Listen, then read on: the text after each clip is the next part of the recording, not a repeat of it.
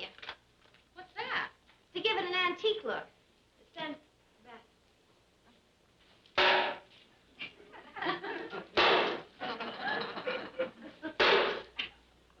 By the way, if you got any hostilities, this is a marvelous way to work them off. Yeah, I can see that. I haven't had this much fun in years. Here, you try it. Well, yeah, maybe later. No, go ahead. Well, I feel a little silly.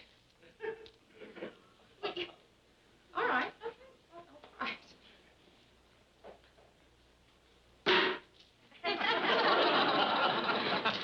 So funny. I just feel silly hitting with a... Okay, all right, I'll try it.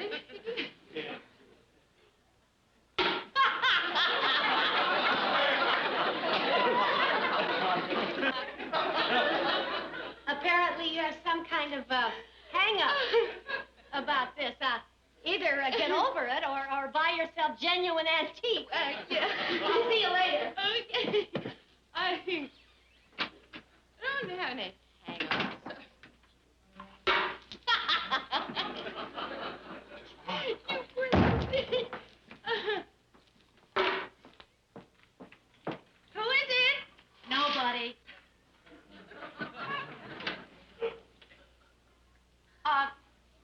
Can I help you? No, I'm fine, thanks. Oh. I thought I heard something hit the door. It was just my head. Your head? Yes, I was leaning back to rest against your door and I misjudged the distance. But don't worry about me, I'm fine. Are you sure? Oh, yeah, positive. Well, Oh, I'm sorry you didn't get to marry that fellow who was going to marry you. Yeah, my daughter wrote me all about it, Mary. you're Rhoda's mother. Oh, for heaven's sake. She lives right upstairs. Let me help you carry your bag. No, I've already been up there. She isn't home. Well, then, come on in here and wait. I'd like to come in, as a matter of fact. To tell you the truth, I'm sort of curious about your apartment. Huh? Why is that? Well, now I can get to see what Rhoda's place looks like. Oh, well, actually, her place doesn't look at all like this. Yeah, she said your place was twice as nice as hers, so I figured if I lop off 50%, I got it, right? Well, please, come in and sit down. Well, I don't want to inconvenience you. You won't inconvenience me to sit down. You sure? Yeah, people sit down in here all the time. Practically every time somebody comes in that door, they sit down. Rhoda was right. You got a cute personality. So, well, don't let me keep you from doing what you were doing. Oh, no, I wasn't doing anything. I'll do it later. Well, I mean, I don't want to inconvenience you. Look, go back to what you were doing. No, It's okay. please, sit down, all right. I'll go back to what I was doing.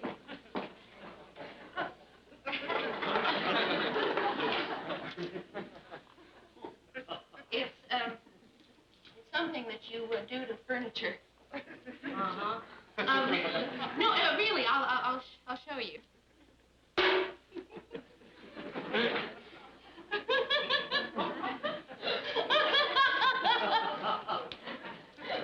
Well, it's nice you have a hobby that makes you happy.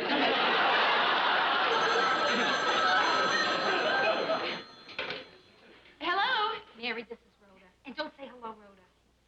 Okay, hi, and why? I want to ask you a question, but I don't want you to answer with a yes or no. Why? Because a lot of yeses and nos would seem suspicious if there's someone there with you. There's someone there with you, isn't there? Yes. I told you not to say yes. Well, how else am I? I've got a code all worked out. Now, listen, if the answer is yes, say a word beginning with the letter A. If the answer is no, say a word beginning with the letter B, all right? Is my mother there? Apples. I thought so. Does she know I'm home upstairs here? Your bagel? Look, could you make some excuse and then come upstairs here real quick, huh? Well, I really, I don't, abracadabra. Good. I'll see you in a minute then. Okay, Rhoda. Did my mother just look up when you said, okay, Rhoda? Alabama.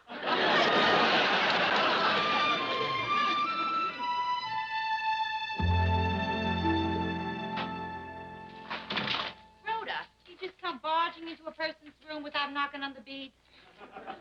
Rhoda, why don't you want to see your mother? Because I looked out my window and saw her carrying that down the street. She asked me to give it to you. I don't want it, Mary. Your mother comes all the way from New York to bring you a present, and you Don't want it. Right. Mary, I send her $50 a month in New York. You know what she does with it? Buys me gifts. And then she brings them to me. I gotta make her stop doing that kind of stuff, Mary. Rhoda, she probably brings you the presents because she loves you. I love her, too. But she makes me crazy. How? Read the card on that gift. I guarantee you it'll be something that makes me crazy. No one in the world will ever love you as much as I do. That's lovely. To the naked eye, it's lovely. But think about it, Mary. I'm 30 years old, right? And single. No matter where I go, or who I meet, or how long I may live, no one will ever love me as much as she does. That's not a card. That's a curse.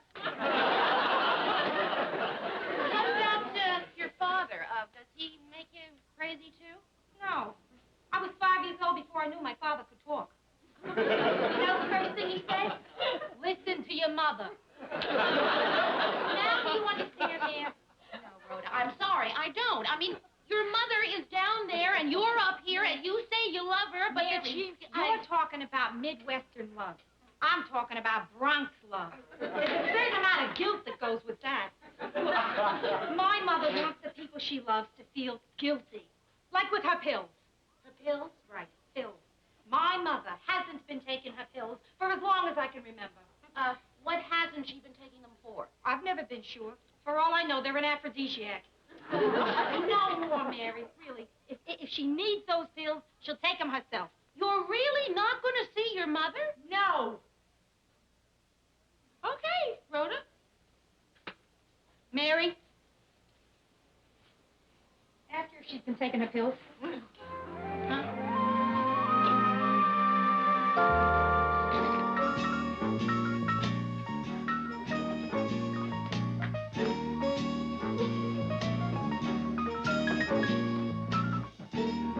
I'm just having a little snack. Oh, gee, I wish you had let me fix you something to have for dinner. Oh, no, I never eat. I just nibble. Well, if you're still hungry, there's half a chicken in the refrigerator. Not anymore. That's what I nibble. Mrs. Morgenstern, you take the bed. I just changed the sheets this morning. Oh, where are you going to sleep? Right here, just push the two chairs together, makes a pretty good bed. Oh, no.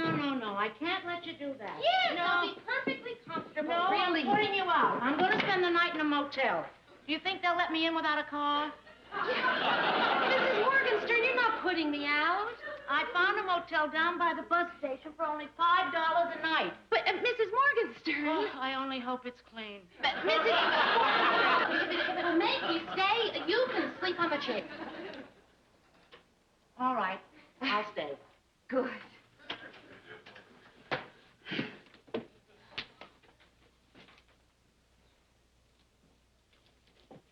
What are you doing?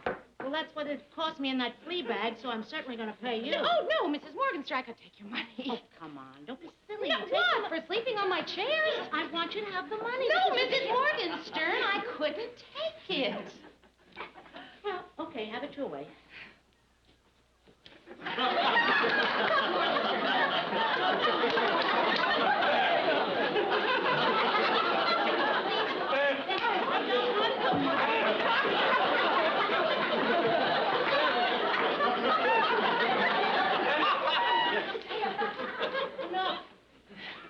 Enough.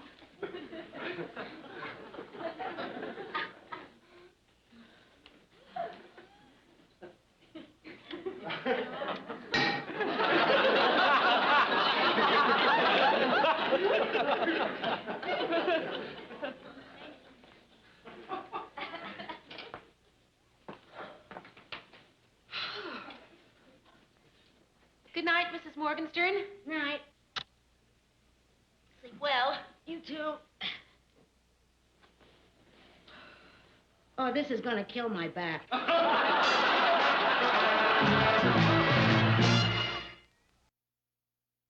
Mrs. Morgenstern, would you like another cup of coffee before I leave for the office?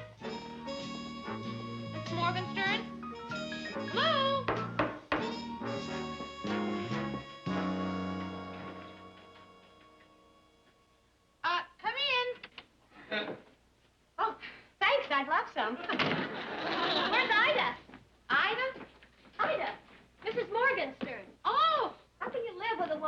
3 days and not know her first name? Well, I never thought of her as having a first name. Oh, Mary, that's so you. Going around calling a woman, but she doesn't want to be called Mrs. Morgenstern. Yeah, well, I can't call her what she wants me to call her. Ida? Mama.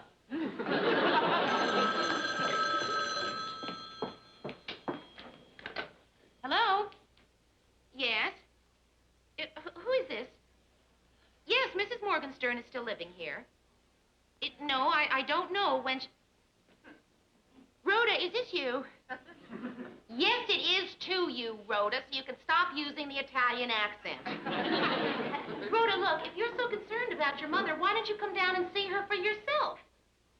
I don't know if she's taking her pills. I'm sure if she's supposed to, she's taking them. Goodbye, Rhoda.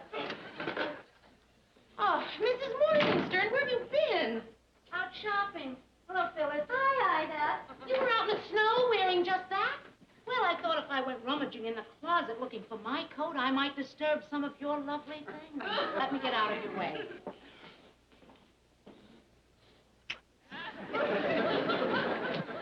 I still can't understand what it is about Ida that upsets you so. You still can't, Well, okay, Phyllis, there are things like that. Like what? She's washing the dishes. What's wrong with that? I already washed the dishes. Oh, Mary, it's just her way of showing how much she appreciates what you're doing. Like that gift she got you. Why don't you open it? I'm afraid to. Oh, Mary.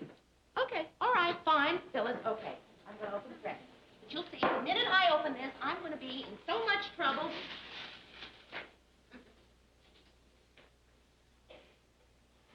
Now, don't you feel a little ridiculous?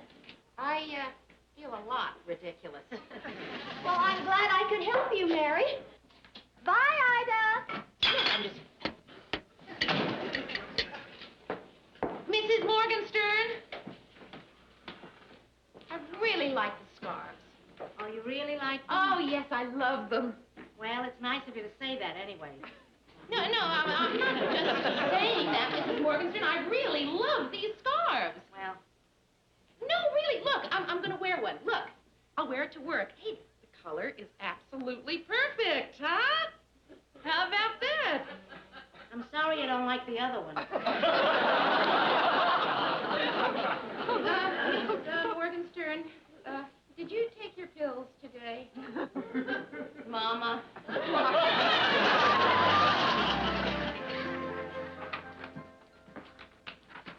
Mary, can I ask you something? Yes.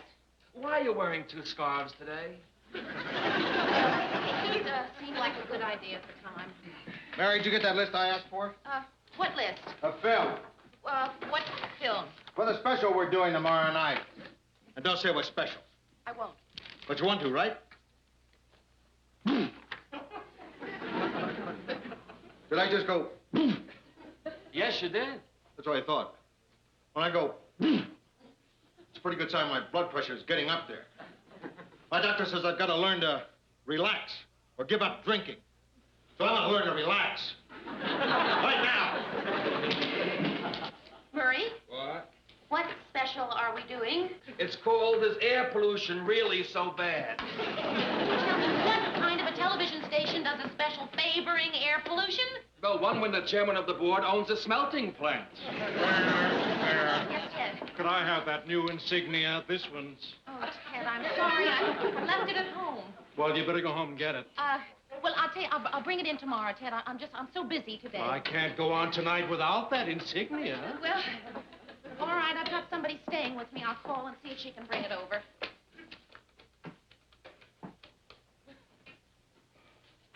The threads came loose. Terrific. It's funny. She said she was going to be in all day. What about my insignia? I mean, if she had changed her plans, she would have told me. I want my insignia. Maybe she's in the shower. This has to be taken care Hey, of. please, don't flap that at me. Well, I'm not going to argue about this. I'll just speak to Lou. Well, Lou? Mary, don't worry what he says to Lou. He can't say anything intelligible unless I write it down for him. you know, she still doesn't answer. Mary, did you get that stuff for me. What stuff? Mary, come into my office.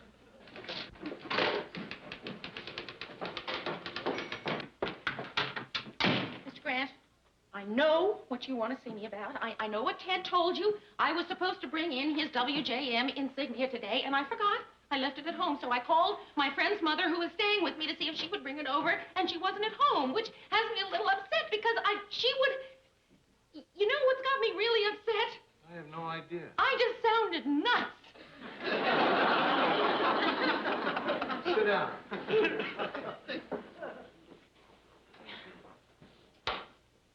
Mary, life is tough. No, it's not really tough. What do you mean, not really? I give you a cliche, 3 dumb words, and you want to argue with me? I said life's tough. Well, yes, it is. It's a little tough. It's getting tougher all the time. I'm not interested in your friend's mother. That's tough. I'm not interested in whether Ted gets his insignia or not. That's tough, too. And by tomorrow night, I got to come up with a bunch of reasons why pollution isn't so bad, or the chairman of the board's going to get pretty upset. At me. Like I said, life is tough. You're right, Mr. Grant. Life is tough. And you want to know what else is tough? If you don't start shaping up, I'm going to have to fire you. Do you mean that? No. This is scare tactic.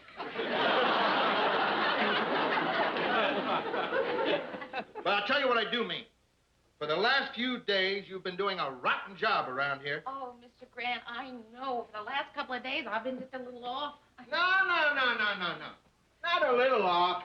Rotten. There's 2 things I'm trying to get through to you. Life is tough, and you've been rotten.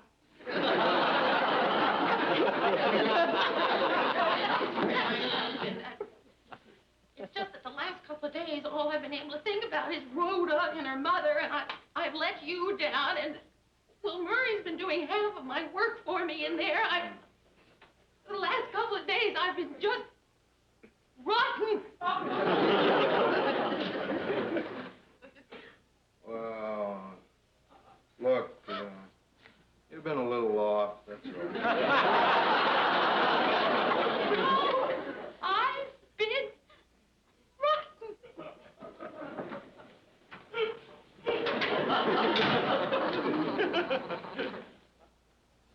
What happened here?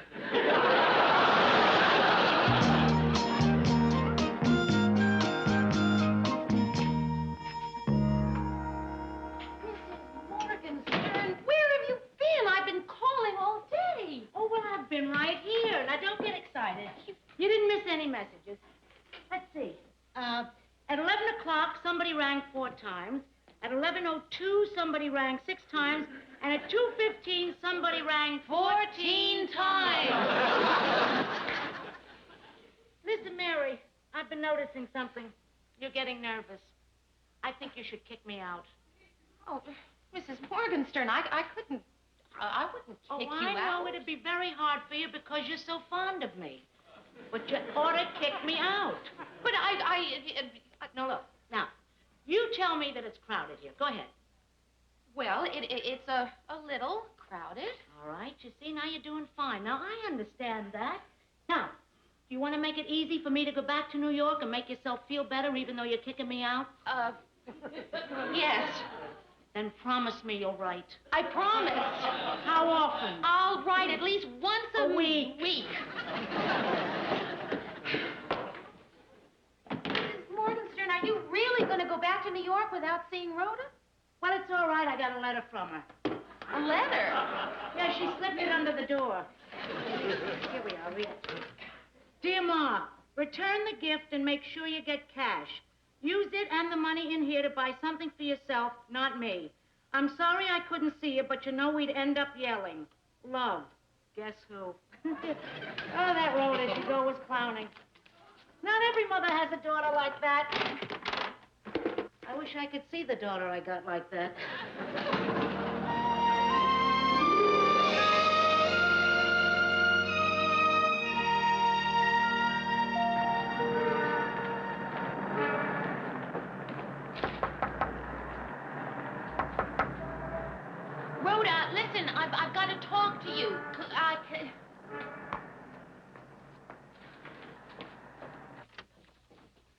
Rhoda, I've got to talk to you. Well, come on in. Well, listen, could we talk out there? I mean, I feel a little funny in here. I'm sorry, Mary. No, I got to get this display done in a hurry. I think the bride's in trouble. Listen, Rhoda, aren't you going to ask me how your mother is? How is she? She's going home to New York tonight. That's how she is. What do you want out of me? Rhoda, would it hurt you so much to go down to the bus station and say goodbye to her and hello? No, it wouldn't. Well, then. But if I go down to that bus station, Mary, I won't get off with just a goodbye. I see her, it sets me back 20 years, minimum. Well, then, don't turn around. Hello, 1950. All right, I told her that you'd be working late tonight. Boy, my mother. You gotta hand it to her. She's got a back that could break your heart. Ah, come on. I always cry at weddings.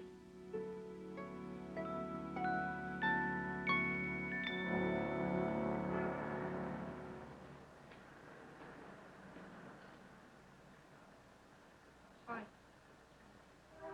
Rhoda. Oh, Mama. I'm so happy.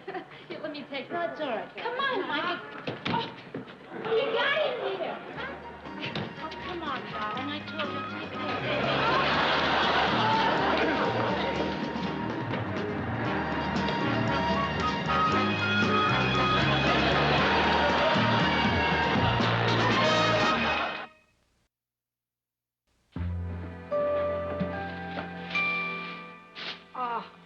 Oh, it's the greatest coat I ever saw. Now let's return it.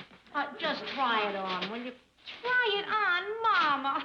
You take the money I send you and you buy me a coat like this. This is ridiculous.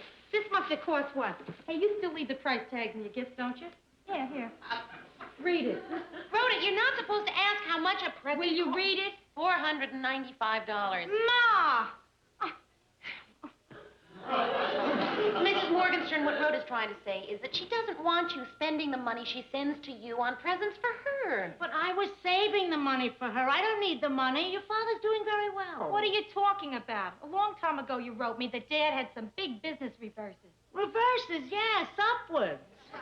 Up until then, he wasn't doing so hot. You've got money? We're comfortable. If she says we're comfortable, I think I'm an heiress. Heiress, try on the coat. Oh, Rhoda. oh, Ma, this is gorgeous. Okay, you don't like it. Give me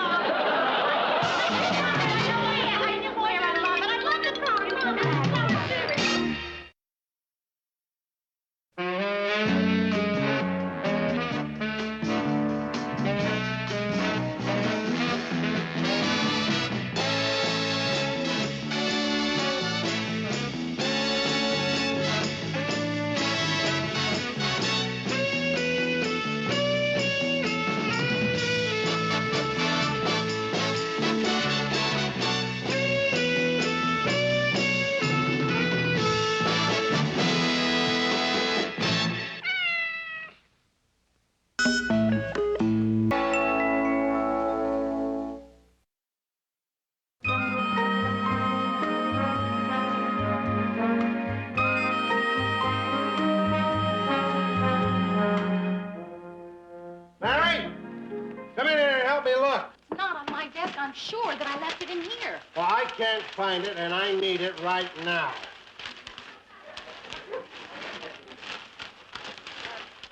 Look, why don't you go over there and sit down and let me look for it? Really, I'm pretty good at finding things. All right.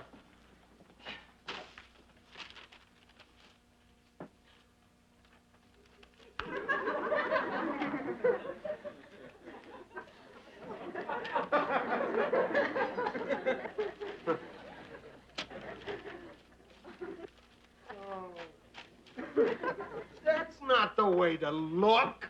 This is the way to look. You look through that, and I'll look through this. You look through the wastebasket. I always get the glamour job. When did you last see it? See what? Whatever it is we're looking for. If it's gum, I just found it. It's the Eric Matthews interview. Who's Eric Matthews? He's the guy who wrote that bestseller, Are Men Obsolete? Ted's got to take an interview with him for the Scrutiny show. Yeah, scrutiny. Our spontaneous and unrehearsed look at people who make the news.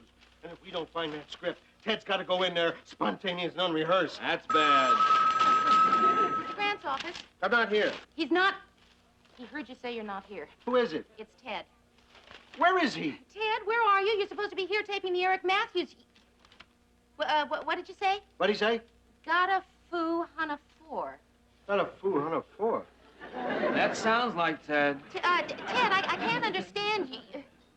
Ted, do you have something in your mouth? A thermometer? A thermometer. You've got the flu and a temperature of 104. Oh, Ted. Just tell him to stay in bed and take it easy. Okay. We'll figure something out. Ted, you are just to stay in bed and not to worry. We'll find a replacement for you. Goodbye, Ted. What are we going to do about the 6 o'clock news tonight? Don't worry. We have a standby for Ted. Who? You? Well, what's so strange about that? I was in radio. Only my hair went out about the time TV came in.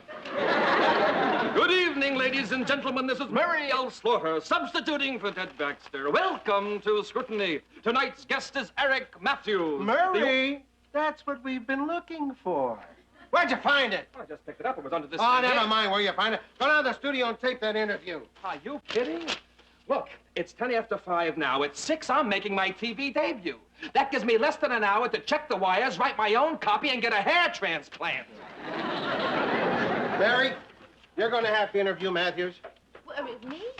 Oh, no, Mr. Grant. I don't think I could do that. I mean, I'm not ready to, not that I'm not flattered. It's just that, just to go on camera in front with a real Will news- you Yes, calm I down? just to- I didn't mean you'd go on the but- air. I mean, you'd go down to the studio, read the questions to Matthews while we tape him.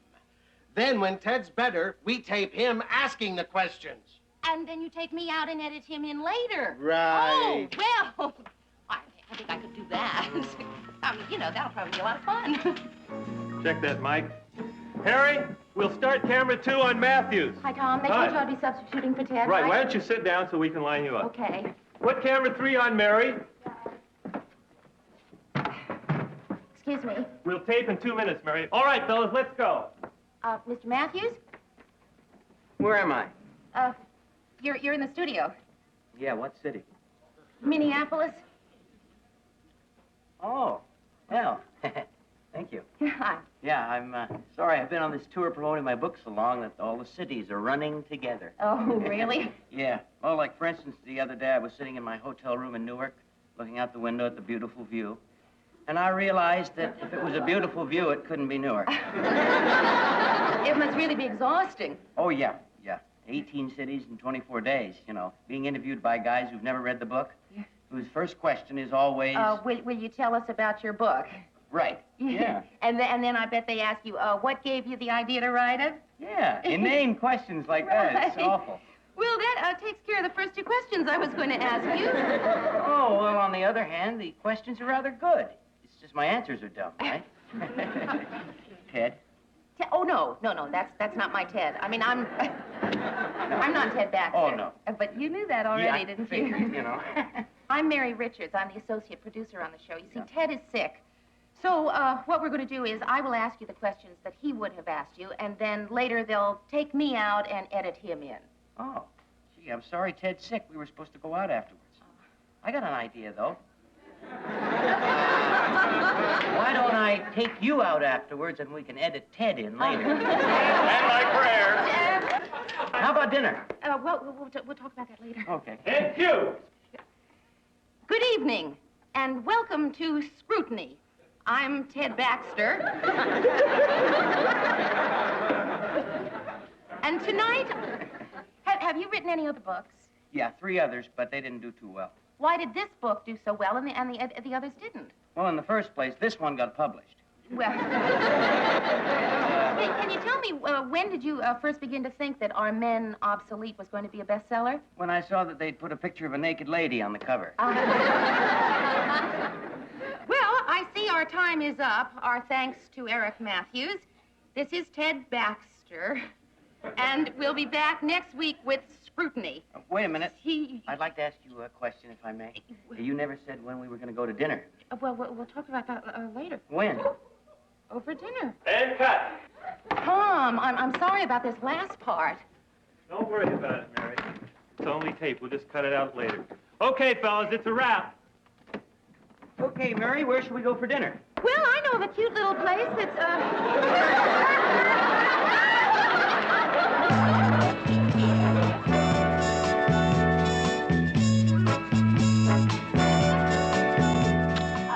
Gee, I had a great time tonight.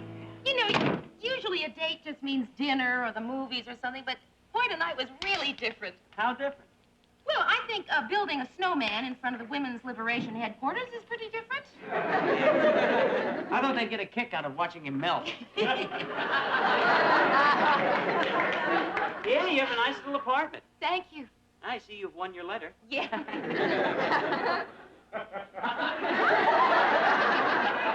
Would you like some coffee? Oh, no, thanks. Oh, I love that print. I've got that at home. How about some brandy? Oh, no, thank you. Cigarette? No, thanks. I don't smoke. Oh. I never have, really. I mean, even before all the new evidence about smoking came out, I never did. I was always afraid it would stunt my...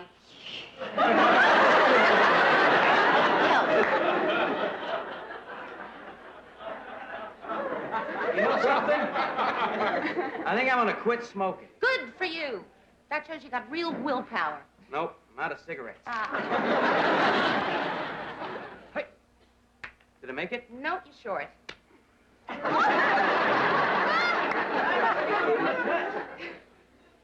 Gee, tonight was great, Eric. The whole evening. The dinner, the snowman, the art museum. Yeah, you got a nice collection in this town. Yeah. Matisse, Van Gogh. Yeah, my favorite artist, Toulouse-Lautrec.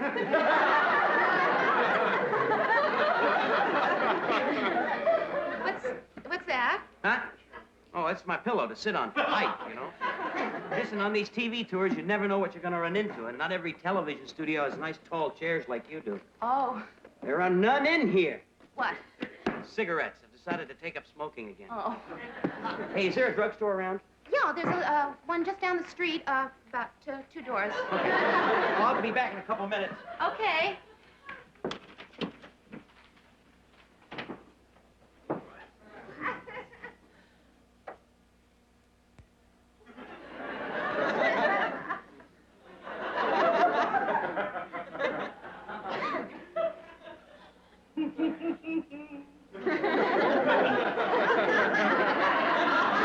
Where's Harpo and Chico? I was just, walking funny. Just, been walking funny all night. I don't know what's gotten into me. Where you been, Mayor? Out on a date. Oh, how was it? Well, I don't know. It's, not over yet. I don't know how to break it to you, but you're all alone. Yeah, well, he's gonna be back any second. Oh. And, oh, Rhoda, as long as you're here, could I ask you a big favor? Sure, what? Please go. Can I meet him? No. Why? Is he somebody I'm going out with? Now, Mary, you don't have to sneak around behind my back. Rhoda, would you just listen? Mary, please. Do I have to sit here and figure out what's wrong with this guy? Are you going to tell me why you don't want me to meet him? All right, I'll tell you why I don't want you to meet him. It's because of this. I understand.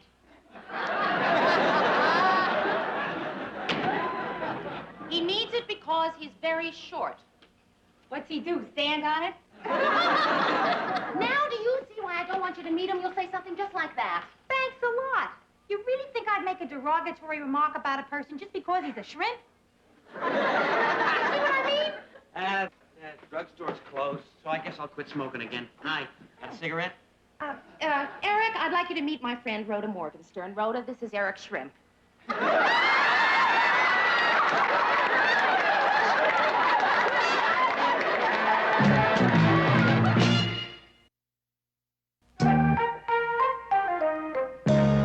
Oh, good one, Mary. Just put the eye makeup on your mouth. That's because you're upset. You know how I know you're upset? Not because you put eye makeup on your mouth.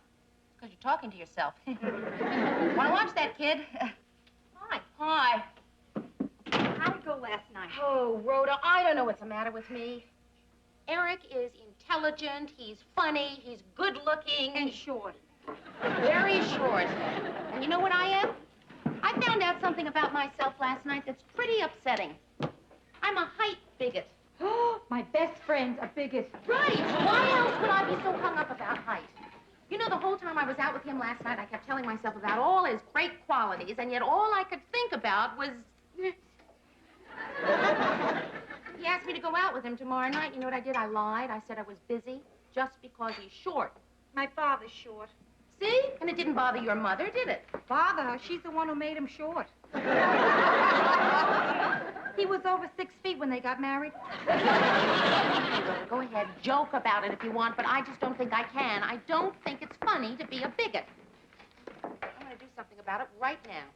Hey, I don't think you can turn yourself into that. Eric Matthews, please.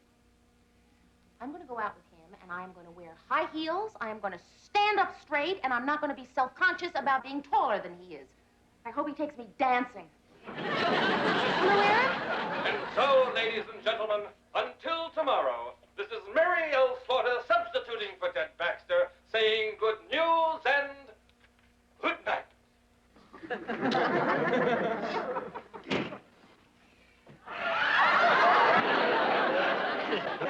Hey, fellas, how was I?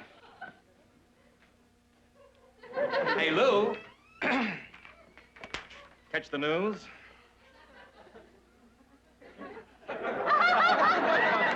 Uh-huh. How'd I do? Well, you know me, Murray. I don't go around passing out idle compliments. I wouldn't say you were great if I didn't think so.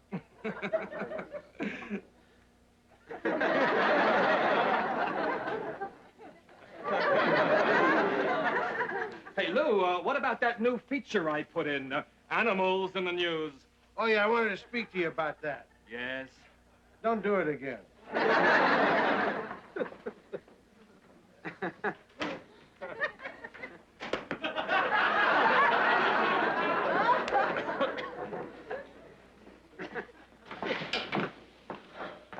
Hey, Mary, when the people found out I was doing the news for Ted, we got a lot of calls, right? Well, one. One call. Well, who was it? It was Ted calling to find out if he had a lot of calls because he wasn't here. Keep up the fair work, Murray. Hey, Lou, look, I want to talk to you about that animal feature, Lou. Hi, Mary. Hi, Eric. I'll be right with you. Sorry I'm late, but I picked up this jacket today, and I had to wait for them to take the emblem off the pocket. Oh, it's beautiful. Thanks. Where'd you get it? Robertson's? Oh, they have a marvelous men's shop. Yeah? I got this at the boys' department. Well, where are we going tonight? The Stop and Save. Well, that's a supermarket, isn't Right. it? You're talking to the world's greatest cook. Oh? And I wanted to watch that interview we did on the Tube tonight, so I figured I'd cook dinner for you at your place. Sounds marvelous. All right, let's go. Listen, I don't care if you did get that at the boys' department. It's a great-looking jacket. Thank you. Why'd you take the emblem off? It was a ducky. Tell me, Eric, when did you first think that Our Men Obsolete might be a bestseller? When I saw that they'd put a picture of a naked lady on the cover. Here comes the part they had to cut out where you asked me to dinner. Our thanks to Eric Matthews. This is Mary L. Slaughter substituting for Ted Baxter, saying so long. Wait a minute. I'd like to ask you a question, if I may. You never said when we were going to go to dinner. We'll talk about that later. When? Oh, for dinner? I thought they were going to cut that out. We've got a new tape editor, and he's, Little juice? Right. Hey, I've been interviewed 1,000 times, and that's the first time I've ever asked the guy interviewing me for a date. Hey, you got any wine vinegar? Yeah, it's on the shelf over the stove. Ah.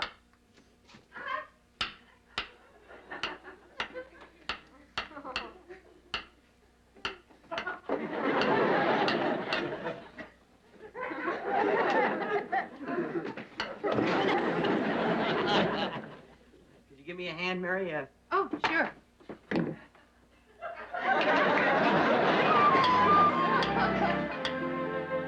Shall we have coffee inside? Inside? Yeah, well, you see, in a one-room apartment, we call this area the inside. Yeah. Oh, that must be the outside. No, that's the dining room. Cream and sugar? Yeah.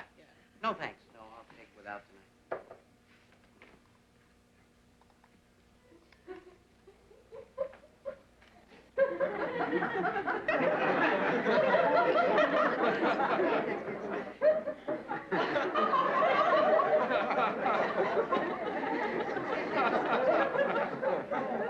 Well, how do you like them?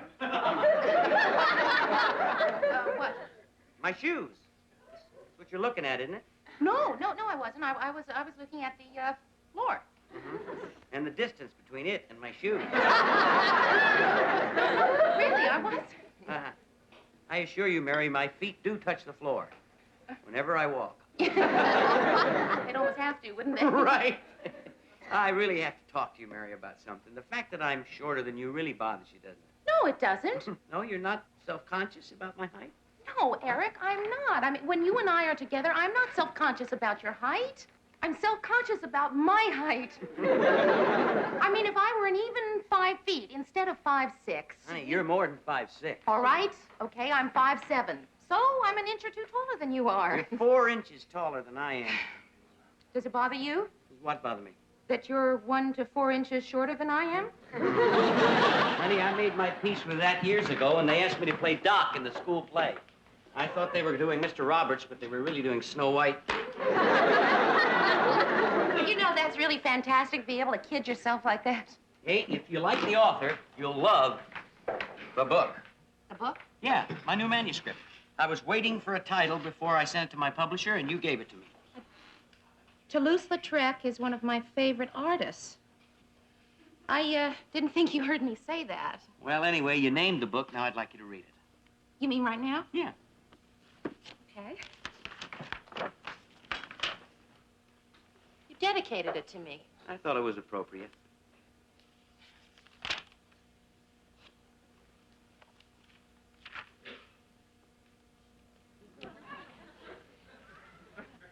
You know, Eric, I've never had anyone watch me read an entire book before. Oh, I'm sorry. I'll go out and take a walk, okay? Okay, that's a good idea.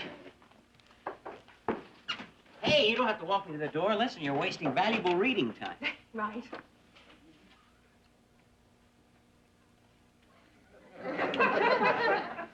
Well, it wasn't exactly magic, was it?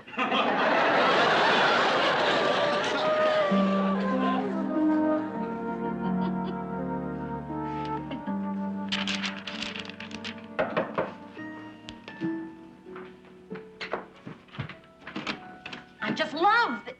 Who do you just love? I thought you were Eric. You just love Eric? Yeah, no, I love his new book. His new book? Yeah, look at that. Mary, he dedicated it to you. Yeah. That's as good as a proposal, kid. Oh, come on. How can I describe how I feel about you, my best friend, getting married? Rhoda, I am not... Sort of a mixture of envy and hostility. But incidentally, I'm happy for you, too. Rhoda, will you listen Mary, to me? you listen to me. Now, about your reception, here's the plan. When you go to throw your bouquet, you fade back like you're going to throw it to the back of the room. Then when the other girls move back, I'll move up quick, and then you just lob it to me. Okay, now, would you like to hear about Eric and me? Yeah, Okay. in detail. You know how it is when you're dating somebody? No. You know how it is when you tell yourself that despite all the evidence to the contrary, that you are really just good friends? Yeah. Well, that's the way it is with Eric and me. We are just good friends. When you're single and 30, there are no men friends. They're either fiancés or rejects. Oh.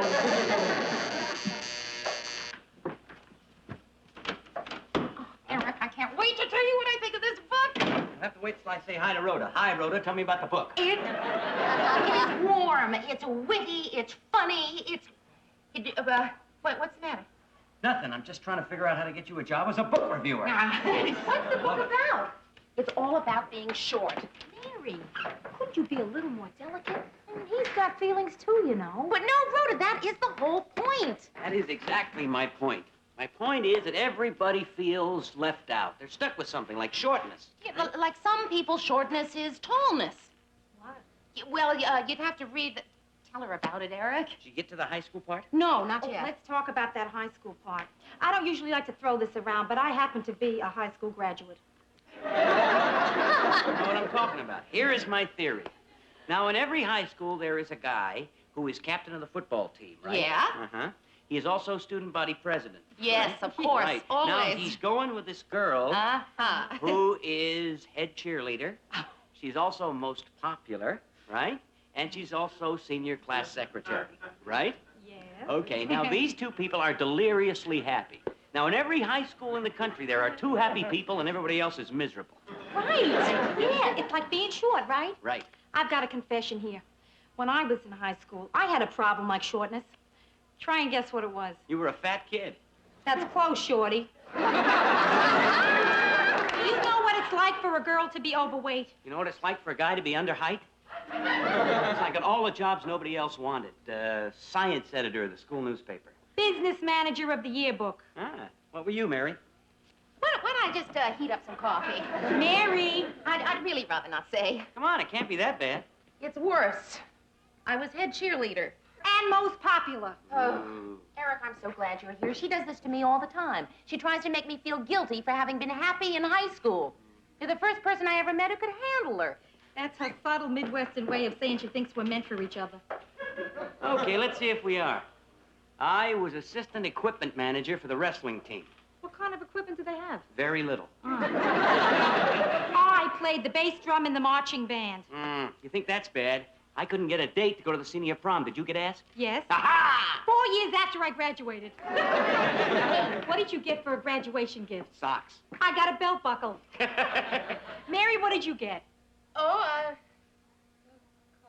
What? a car. Ooh. No, wait a minute. It was an old car with second hand.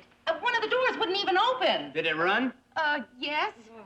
No, but hey, guys, it was a Hudson. A brown Hudson. Oh.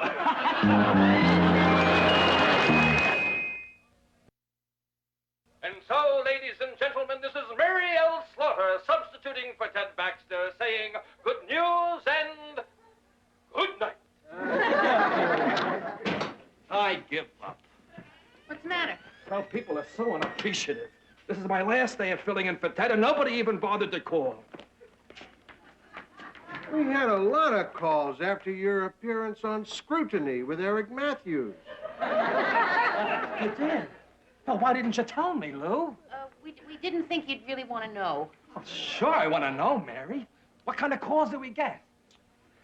A lot of people wanted to know how your dinner date with Eric turned out.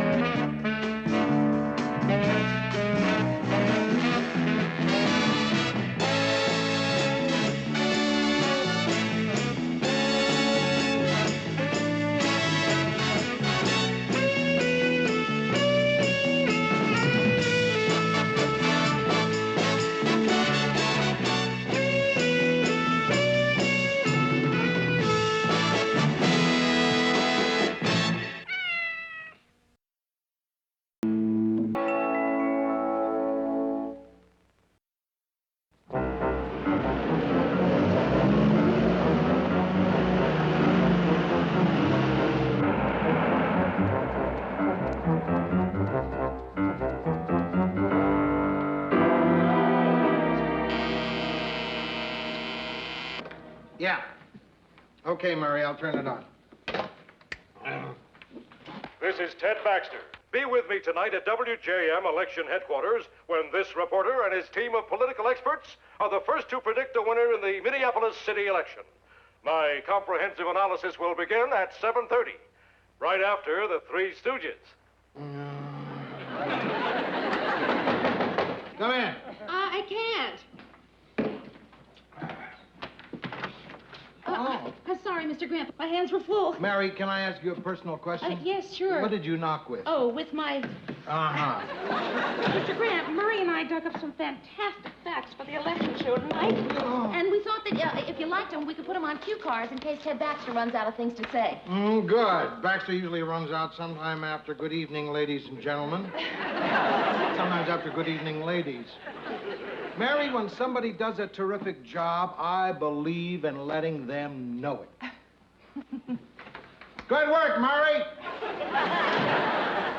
Mary, I want you to be in charge out there on the floor tonight.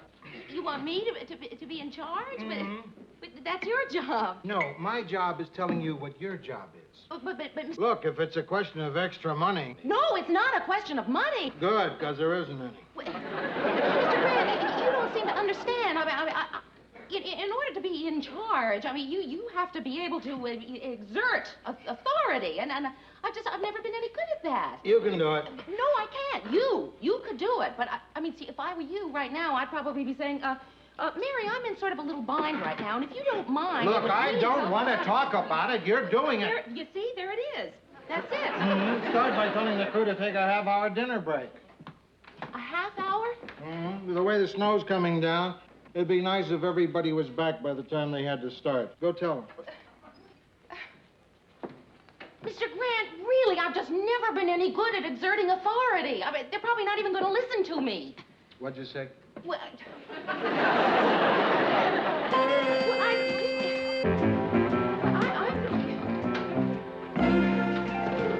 I'll play that for you right now. Harry, where do you want camera 2? Have him on the tote board. I want you on the board. excuse me, do you have a minute? Tell him, let me check Baxter's up. Over here, Murray. No, it's okay. Take time. It's fine. Good evening, ladies and gentlemen. I'm Ted Baxter. Welcome to WJM's continuous election night coverage. And remember, we'll stay on the air until the winner is declared. Take off glasses, look concerned. Baxter told me to put that stage direction in there. Take it out. Oh, come on, Merle. Leave it in. That's the way I remember my motivation. I don't mind you remembering your motivation. It just frosts me when you read it over the air like you did last night. Mississippi River rises, thousands flee homes. Take off glasses, look concerned. Oh, I can explain that. You see, when I took off my glasses to look concerned, I forgot my place on the cue card. Hi, Mayor. Hi, Ted. Tom, could you take this material that I've marked and put it on cue cards for Ted? Who okayed this material? Well, I did. Well, what about Lou? Well, I'm sort of in charge of the show tonight. You're in what? Charge. That's dinner break. Take an hour. Could I have your attention, please? Everybody, would you all just gather around? Please, could I have your attention, Hey, everybody. please? What's your name, honey? Mary. Mary wants your attention. Oh, thank you. I have an important announcement to make. But first of all, I want to thank you all for the very good work that Mary, you've would been you get to doing. the important announcement? You're cutting into our dinner hour. Well, that is the important announcement. We're only going to take a half an hour for dinner tonight. I can't eat dinner in a half hour. Of course you can. It takes someone that long to cut up his food for it. The reason we have to eat in a half an hour is that it's snowing really very badly out. We want to make sure I that can't eat a whole dinner in a half hour, and that's all there's to it. Well, Ted, I didn't want to have to say this, but, well, just a little while ago, I was in Mr. Grant's, Lou's office, and he put me in charge of the show tonight. So, as the person in charge of the show tonight, I'm saying that we're going to take a half an hour for dinner. As the anchorman of the show tonight, I say... I'll just have to eat my dinner a little faster, that's all. Let's go again.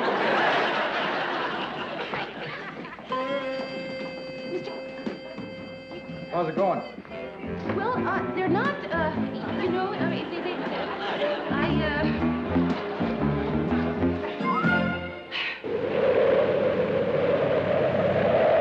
Mary, it's really starting to come down hard. Hey, what time is it now? Don't worry, you had 15 minutes to get back. You want me to make you a cheese sandwich? Oh, great. Okay. Oh, I don't know what to wear. I don't know what dress to wear. I don't know what shoes to... I don't know what to wear. Why don't you wear what you got on? I already wore that. Boy, I should have your job. At least you get to dress up to go to work. When a person dresses dummies in a department store window like I do, the big deal is every Monday morning when your smock is starched. Yeah. You don't know what it's like giving orders to Ted Baxter. Oh, is he gorgeous.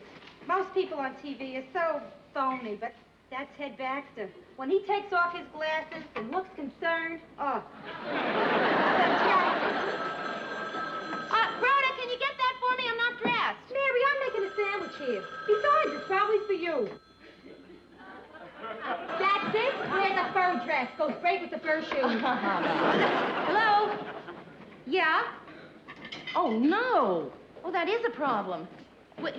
No, listen, it's nobody's fault. Sometimes, no matter how many precautions you take, these things just happen. Who's having the baby? Bye-bye. That was the employment agency. Our extra girls refused to come to work in the blizzard. Yeah? What were they supposed to do? Well, just answer the phones. I can answer phones. And look good on television. I can answer phones. You're on. Great, oh, Mary. A cheese sandwich. Yeah. How is it possible to make a bad cheese sandwich? Well, you were out of cheese, so I used yogurt.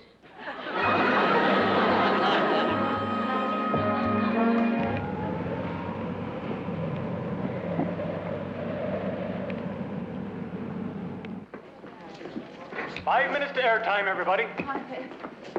Mimi, has the other girl shown up yet? Not yet. Everything ready, Mayor? Well, no. We're still short a girl on the phones, and we need someone to run the tote board, and the political analyst hasn't shown up. Uh-huh. Can you tell us what time we'll wrap tonight? I have no idea. You think it'll be before 9? Well, we'll be here till we predict a winner, and what difference does it make? Well, it's not hard to understand. You see, I want to go to bed early so that I can get up early tomorrow so I can read the reviews about what I did tonight. Excuse me, Ted. I think this is Dr. Newton, our political analyst. Doctor, I'm not even a dentist. Oh, I'm sorry. I thought you were our political analyst. Well, listen, I'm glad you're here. Anyway, come on, I'm going to show you how to work that board. Yeah. Now, look, when the numbers come in, you get them up on the board. Yeah? Right on camera, behind Ted Baxter? Oh. How's this, Mary? Is this okay? Yes, it's wonderful, but you're going to have to do it in back of the board. You mean I'm going to be behind this thing all night? Yeah, well, that's where all the gadgets are. I'm not taking this crummy job. Rhoda, come on, you're my friend. Who else do you give crummy jobs to? How about one of those losers over there? Rhoda, come on, you know I have trouble telling people what to do. You seem to be telling me pretty good. Rhoda, please. Oh, all right. But this is the last time I do a favor for you, Mary Richards. You see that headset? Yeah. Put it on, and when the numbers come in, get them up on the board. If I'd known this was the job, I would have gone out and bought an ankle bracelet. Stand by for air. Good luck, Ted. Thanks, Mayor. Mary, I am smiling. When I am smiling, I am happy. The first results are starting to come in. Turner 85, Mitchell 23. There it goes up on the tote board. Good. Baxter seems in good form. Fine. Everything's working smoothly. Mary, if someone does a terrific job, I believe in letting them know it. You're doing it. What was that? Oh, what happened? What's wrong with the lights? The teletype stopped. It can't stop. If it stops, we don't get votes. It stopped. We don't give votes. The storm must have knocked the lines down. Well, at least we still have people at the precinct to phone the votes in. Hello.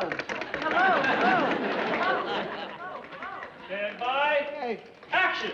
Good evening, ladies and gentlemen. It's 7:30. The polls are closed.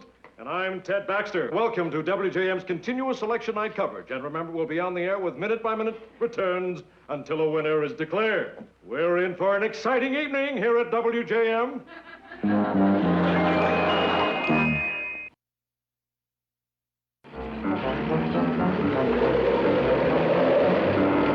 Yes, ladies and gentlemen, for those of you that have tuned in late, we've been on the air for 2 hours now, and the up-to-the-hour totals. Turner, 85, Mitchell, 23. And the tension is mounting. Oh, a commercial, good. We'll be back with more election results, I hope, right after this commercial. And cut! I can't take it anymore. 2 hours of 85-23, 85-23. I need new numbers. I can't ad-lib anymore. But, Ted, your ad-libbing is great. Really? Really? Yes, just fine. Look, a couple of small points, I mean, hardly worth mentioning, but, do you think it's right on the election show to do impressions of Humphrey Bogart? That's all you know. I was doing Jimmy Cagney. I'm not going back out there alone. Has the political analyst arrived yet? No. I'm going back out there alone. I'll never make it. Look, Ted, I'm positive the phone lines are going to be repaired soon. In the meantime, we're all counting on you to pull us through. 30 seconds. Stand by. Ted, you're going to be just fine. Mary, why do we have to go back on the air? Why don't we rerun last year's elections? At least last year's elections, the numbers changed. Not like Turner 85, Mitchell 23. Turner 108, Mitchell 61? Like that. Turner 112, Mitchell 74. The board's working. Don't stop me now, I'm rolling. Turner 136, Mitchell 114. Hold it, just Rhoda, you're leaning on that switch. Hi, Mary.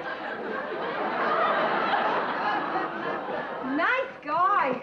He's the floor manager, whatever that is. Rhoda, do you have to do that at a time like this? You know what it's like all alone behind that board? It was Turner 85. Mitchell 23, I know. Rhoda, please, get back there. Ted, I'm sorry. Rhoda made a mistake. These are the wrong numbers. Stand by, everybody. No, what's wrong is I'm standing on this mark, and that man is going to throw his finger at me, and I'm going to have to say, welcome back to election headquarters. It's still Turner 85, Mitchell 23. A definite trend is being set. Turner's lead seems to be holding quite steady. And the excitement is just beginning. Meanwhile, let's have a look at some of the other hotly contested issues. For example, the controversial Proposition A seems to be shaping up as quite a cliffhanger. Right now, the figures are 0 to 0.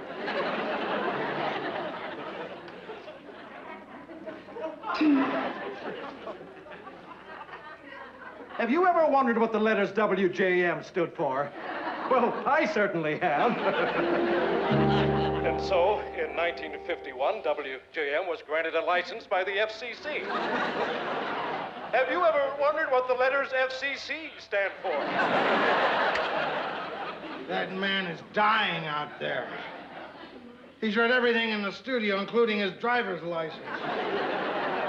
What we need are votes to talk about. What's happening with the phone company? Well, I sent a man over there. And? He's missing. So I sent another man to look for the first man. Don't tell me. Yes, I'd like to send another man, but it's getting harder and harder to find volunteers. Maybe we ought to send Baxter. No. With our luck, he'd be the only one to make it back. Mr. Grant, why don't we just rerun an old movie or something until everything gets fixed? That's a good question. For someone who doesn't know anything about this business. We sold our election night coverage to sponsors. They don't have to pay us unless we give them election night coverage. So, unless there's a movie called Election Night Coverage... Lou, Hank ran out of things to say. What? Yeah, he ran out of things to say 3 hours ago. This time it's different. What? Turn on the sound, Mary. The sound is on.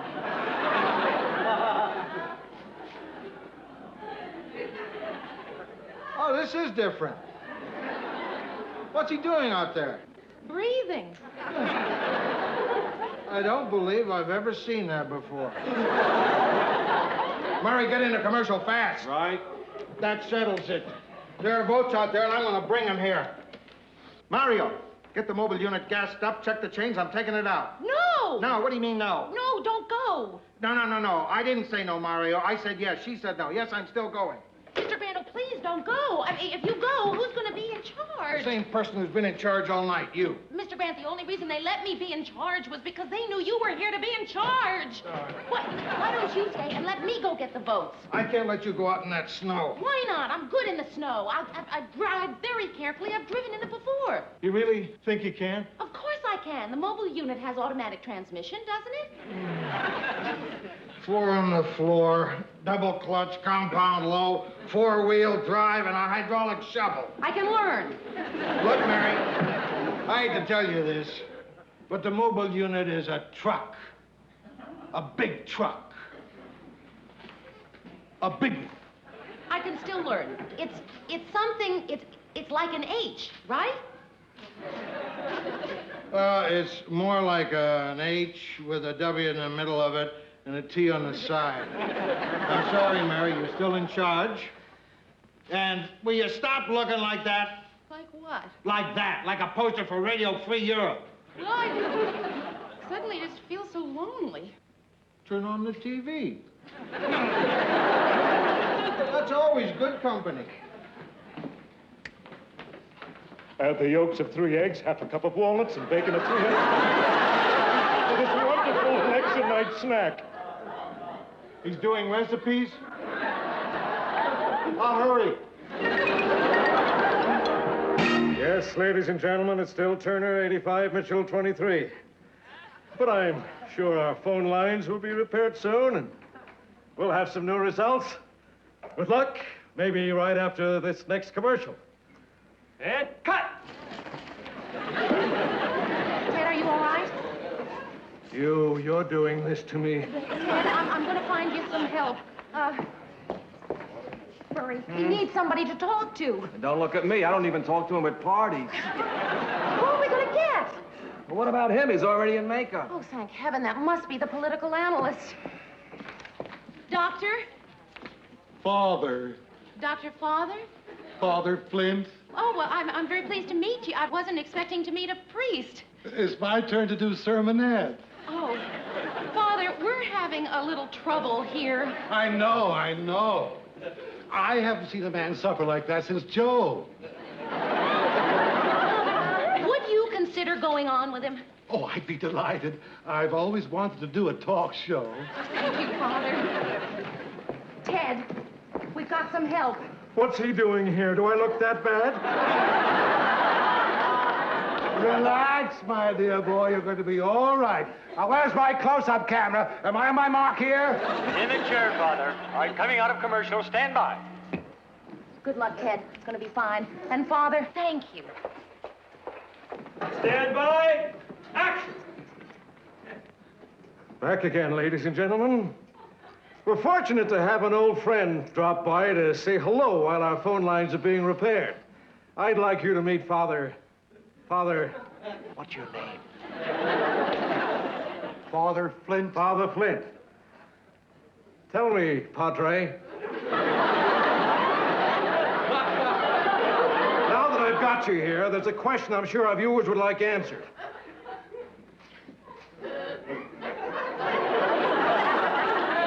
How long have you been interested in religion?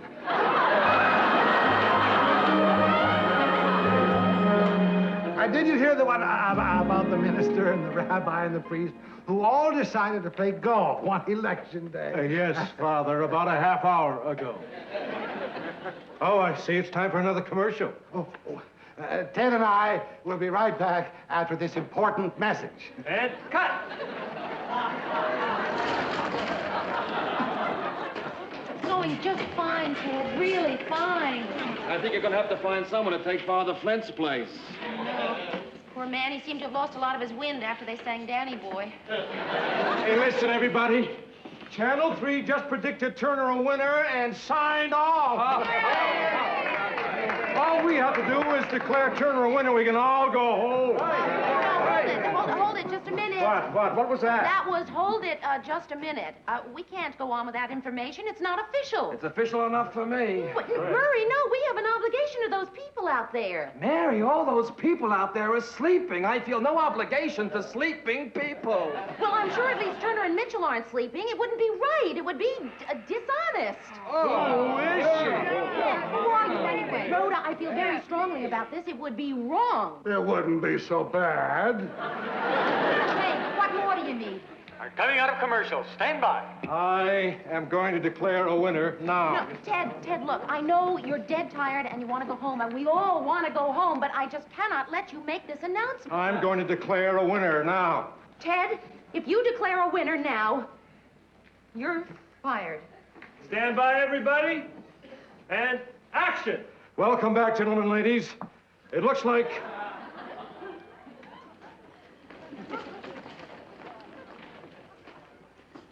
Turner 85, Mitchell 23. And we'll stay right here until we get all the facts to declare a winner. Oh, I see Gordy the weatherman just stopped in to say hello. He's going to tell us all about what makes it snow right after this commercial. And cut!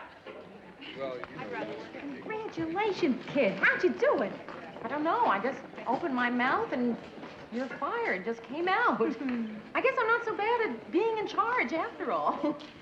Say, Rhoda, aren't you supposed to be back of that board right now? I don't feel like it. Oh, Tom, I wonder, could I talk to you about... Later, honey, I'm busy. But I'm supposed to be in charge.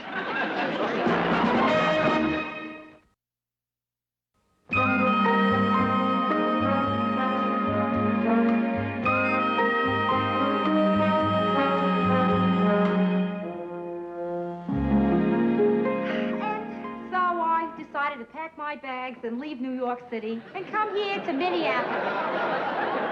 People ask me, why Minneapolis? And I replied, why not? Oh, I see it's time for a commercial. Ted and I will be right back after this brief message. And cut!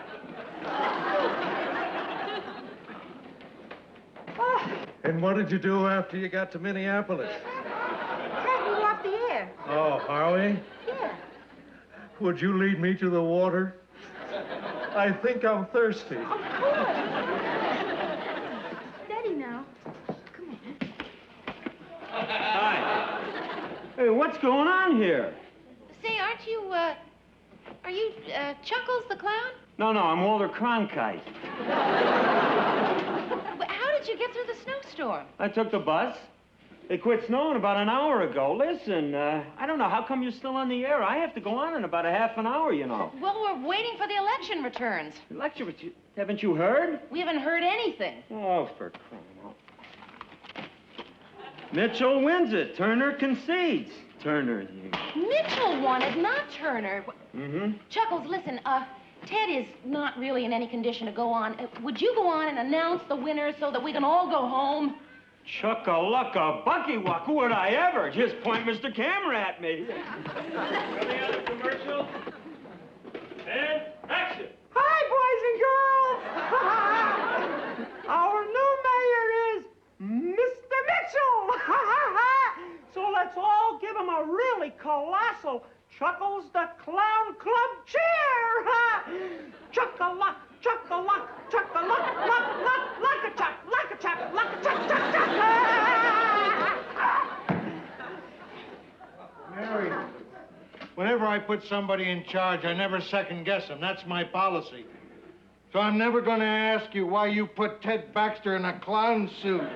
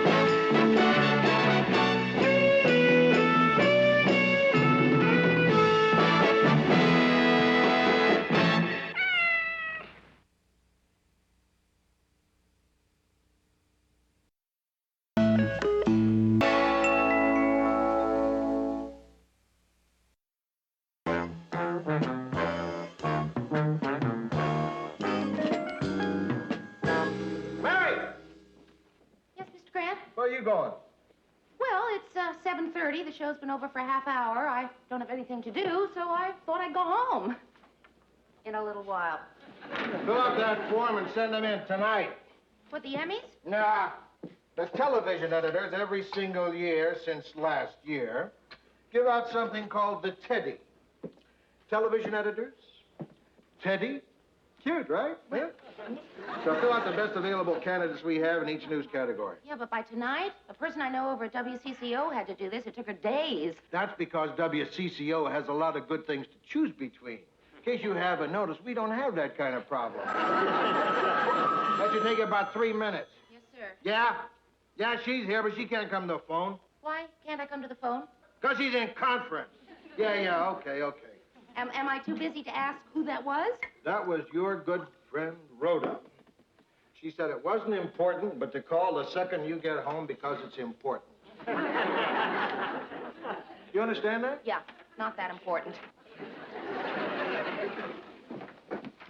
Come on, Mayor, I'll give you a lift. Oh, thanks, Murray, but I gotta stay and fill in these forms for the Teddy Awards. The Teddies? Don't tell me it's been a year already. Well, I'll help you. Teddies? Did I hear someone mention the Teddies? Here comes Mr. Award Happy. Every year when they announce who won the Nobel Prize, he's disappointed. The best local news program. Isn't her loyalty touching? She's writing us in. Best male personality. Only one of those three words comes close to describing you. It isn't best, and it's certainly not personality. I don't have to sit here and take that. Ted, look, best male personality, Ted Baxter. You won't be sorry. Best news writing. Which story of mine should we write in?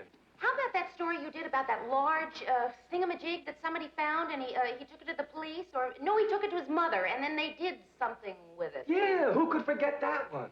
I think my reporting on the flood was better. Now, let's see, we're going to need a title, Mary. How about Flood Story? Flood? What flood? Think back. Remember the day you had to row to work? Oh, that flood. There it is. Best newscaster and Best TV personality. Well, I guess there's nothing left for me, so, good night, all. Night. You finished yet? Yes, just about. Well, good night, all. Good night, Ted. All right. Mayor, best TV personality. Well, that about does it. How come you haven't filled in Best Public Affairs program? How about our Sunday news conference? Well, that's my show. So? You really think it's good enough to win an award? No, but I think it's the only one we got. Put it down. Mr. Grant, I feel silly. I mean, I just can't write in my own show. Okay, don't then. Would you do it for me?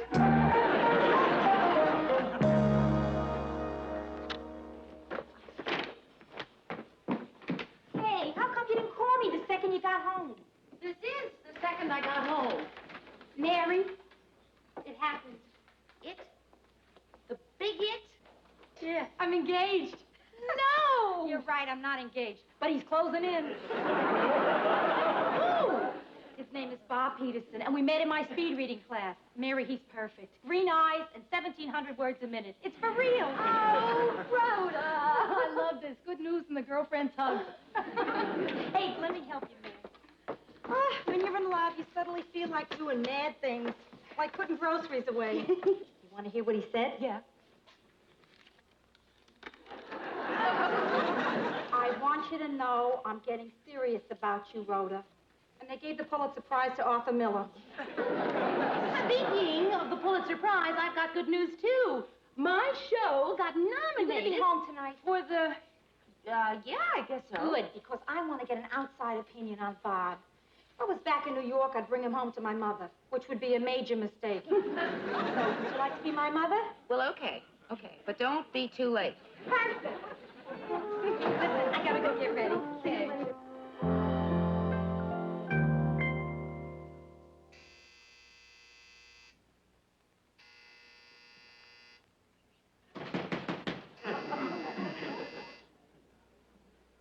Who is it? Me, Rhoda and Bob. You're not asleep yet, are you? 2 a.m. No, I wasn't asleep. Not at all. I'll just, be right there.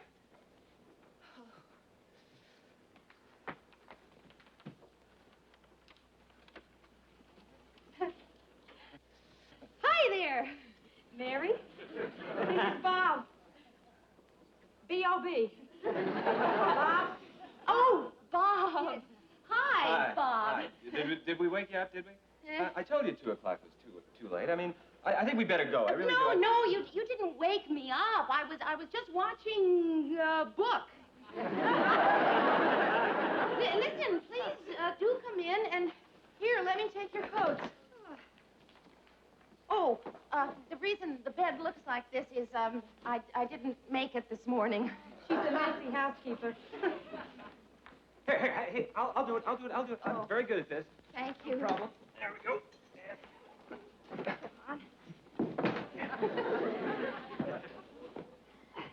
Go.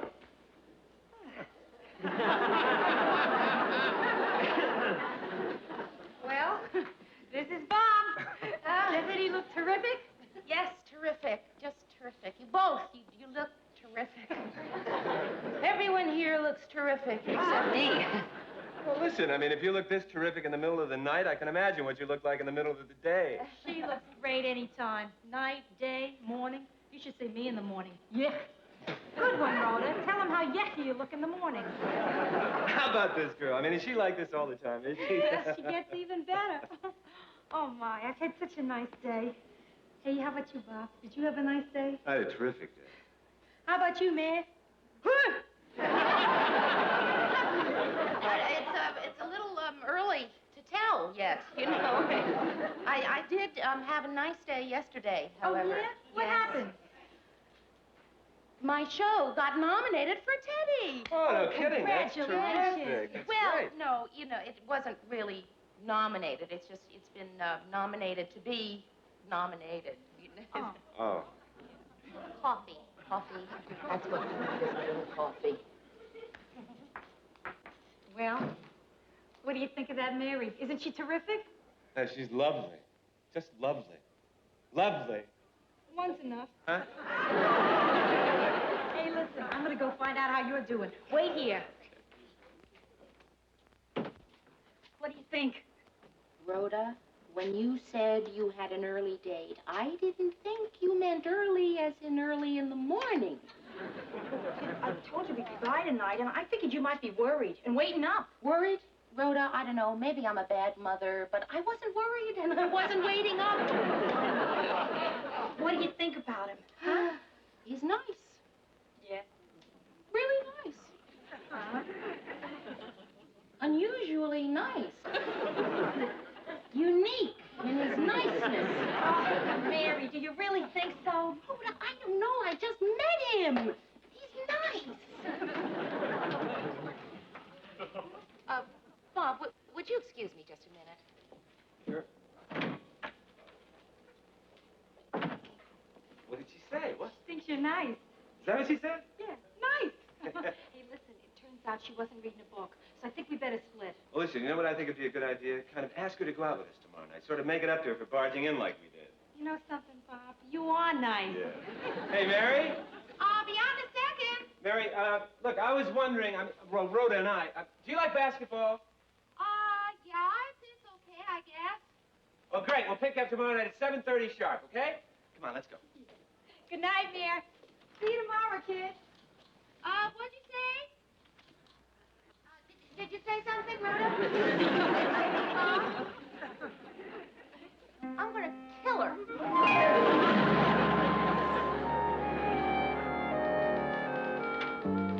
Well, I have no use for the nominating committee of the Teddy Awards. No use at all. Didn't any of us get nominated? All of you got nominated. You're kidding. We all got nominated. I hear the nominations are in. Yes, Ted, I got nominated. I mean, I didn't, but my show did. But that's Yes, like me Mary. getting nominated, isn't it? Get out of my way. Yes. Hey, Mary, congratulations. Oh, Murray, you too. That's terrific. I only have 3 nominations. Well, Ted, you were only up for 3. Oh, well, it's not so bad. Yeah. Should have been up for more, though, Right, man. I know. Come on, let's go to lunch and congratulate each other. Oh, boy, Murray, I would love to. Would I love to? But I've got to have lunch with Rhoda and her boyfriend. We've been group dating for a couple of weeks now. Everything's done in groups lately. Actually, we have pretty good times. Bob calls us the Three Musketeers. Da-da-da-dum, da-da. Well, he likes to do that. He's really a lot of fun, only... Only what? Well, I don't know. Just that sometimes I get the feeling that he... Oh, it's nothing. It's something. Sometimes I get the feeling that Bob's interested in me. Aha. Mayor, Yes, Ted? just occurred to me that I did do the weather forecast for 2 weeks when Gordy was sick. I was just wondering. No, it wouldn't qualify you for best weatherman. So you really think he is, huh? Is what? Well, dating Rhoda to be with you. Oh, I didn't say that. Oh, I know. Hi, Mary. You ready for lunch, are you? Oh, hi, Bob. Bob Peterson, I'd like you to meet Murray Slaughter. Hi, Mary. Nice to meet you. Where's Rhoda? Oh, one of her window displays taking a little longer than she thought, so You mean she's not going to be having lunch with us? That's right. Looks like it'll be just us two musketeers. Dun, dun.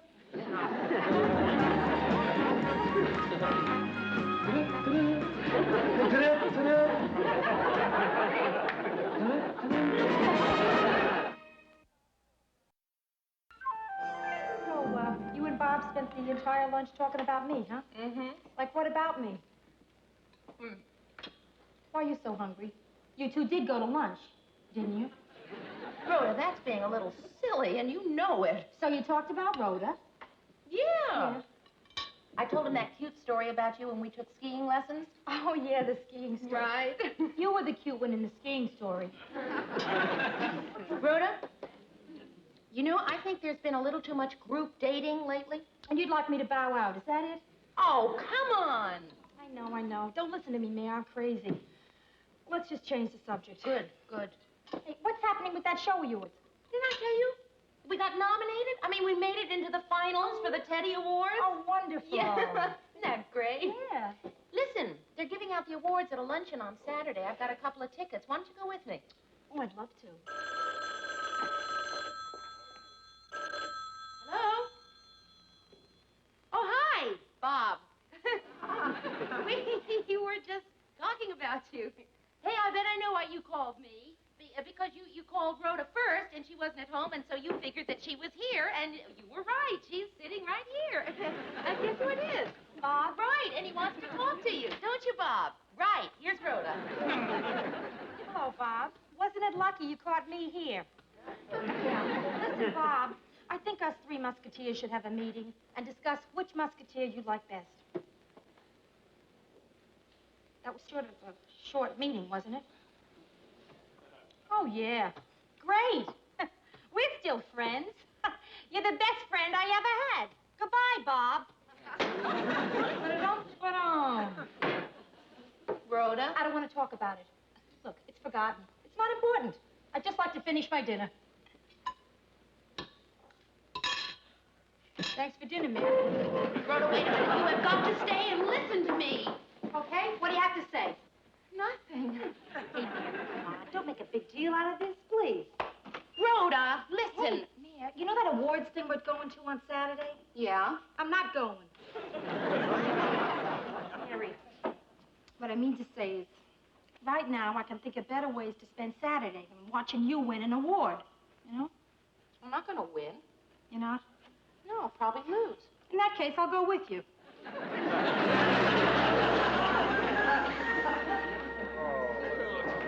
Nervous about his award. Hello, testing. 1, 2, 3, 4, test. Sorry, folks, I just wanted your attention. Would you all please take your seats? We have to be moving right along now because the luncheon took a little longer than we anticipated, and there's another group using the room after us. Thank you. Do you think we'll win, Mayor? I think you'll win, Ted. Well, it would be appropriate, wouldn't it, for Teddy to win a Teddy? It would be more appropriate if they called this award a dummy. Mary, I'm nervous for you. These award things are murder. My wife loves them. When John Wayne got the Oscar, she cried. And that woman never shed a tear at our daughter's wedding. What are you up for? Second cousin. What? Oh, my name is Hartunian. I'm waiting here for the Armenian wedding that's coming in next.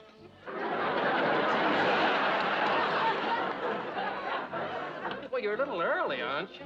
Listen, if you don't come early to an Armenian wedding, you can starve to death. Welcome, ladies and gentlemen, to the second annual Television Editors Awards. We'll be announcing the winners in just a moment. But first, let's honor our distinguished nominees. Would all the nominees please stand and accept our applause?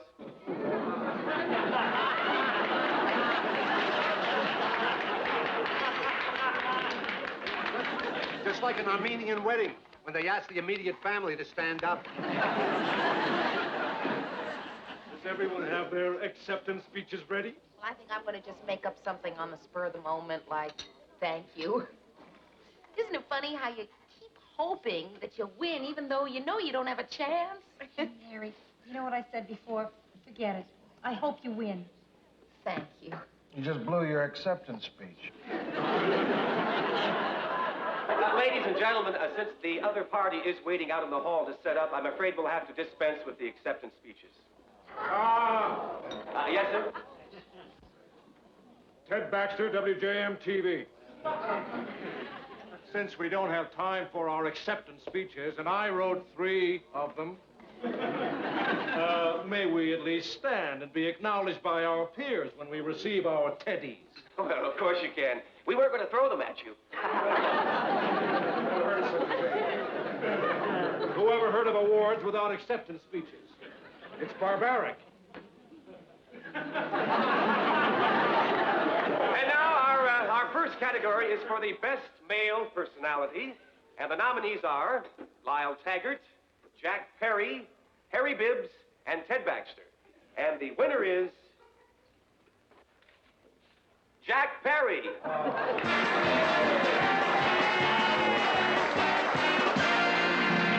Well, that's not fair. He's on educational television. Who watches educational television? Mary, that's a great-looking statue. It'll look great in your apartment. Yeah, I guess it will. Would, if I win, but I probably won't. And now for Best Newscaster, the nominees are Joe Clark, Bob Hughes, Walter Matthews, Ted Baxter. And the winner is Walter Matthews. Look at him. What's he standing up for? I guess he just wants to be acknowledged by his peers. What's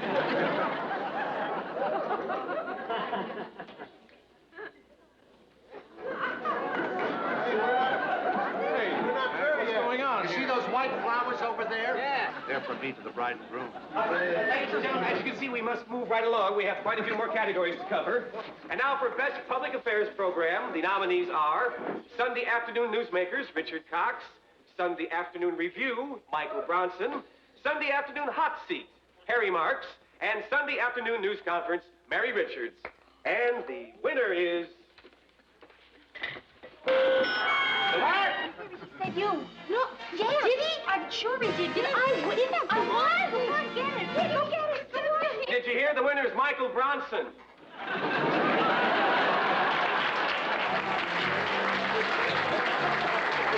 Oh, I'm so embarrassed. You get used to it.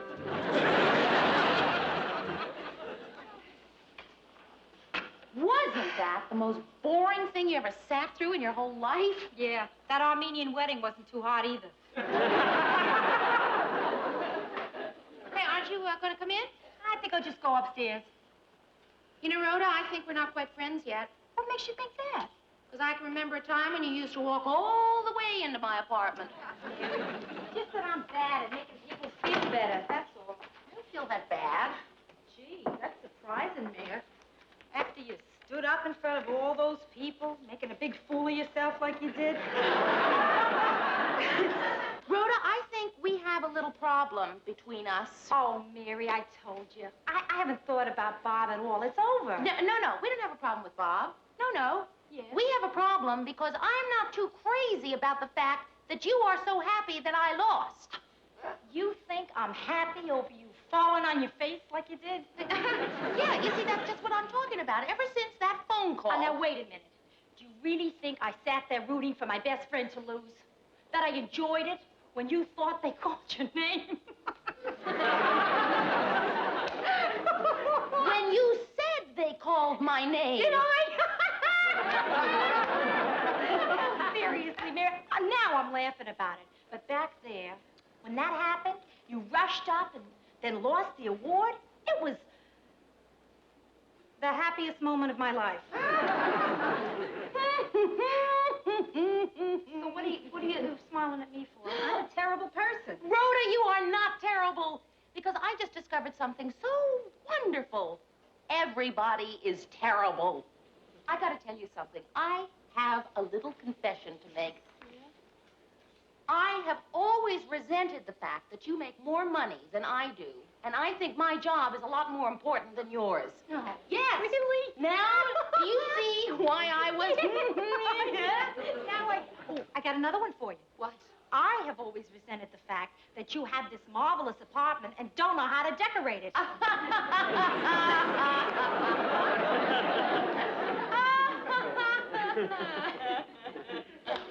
Oh, Rhoda, I feel like I have a giant weight off my shoulders. Right. Isn't this wonderful to be able to talk Oh, it is. honestly like this? Right, yeah. I got another one.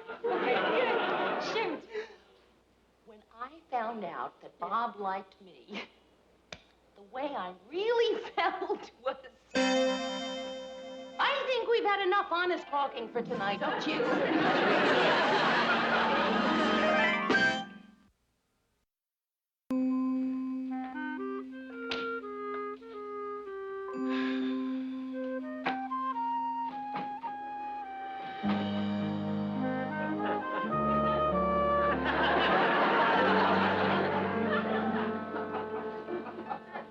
Good morning, Ted.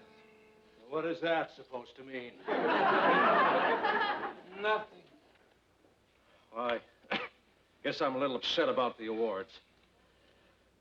I'm sorry you didn't win. Thank you. I'm sorry you didn't win. Didn't win. Didn't win. Just because I lost 3 times is no reason for you to... Just what we don't need. Dissension on the news team.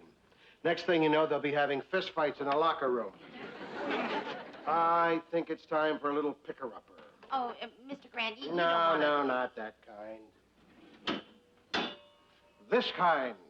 Well, where'd you get that? I bought it at the Tinker Trophy Company. I figure we give it to the whole newsroom. Everybody feels like they won something, perk up their spirits. Oh, Mr. Grant, that is so warm and lovely. Yeah.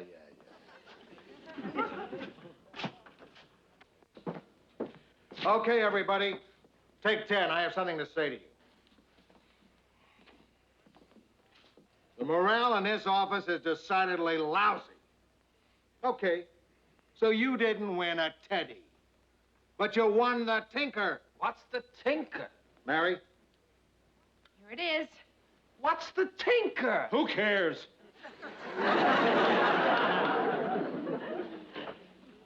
I want to thank all the people that... I don't have time to mention all their names, but they know who they are.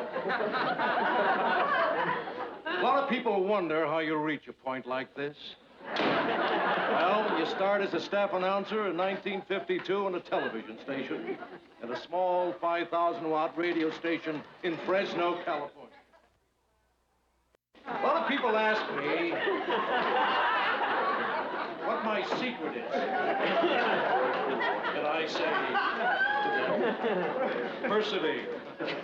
Persevere, persevere, persevere.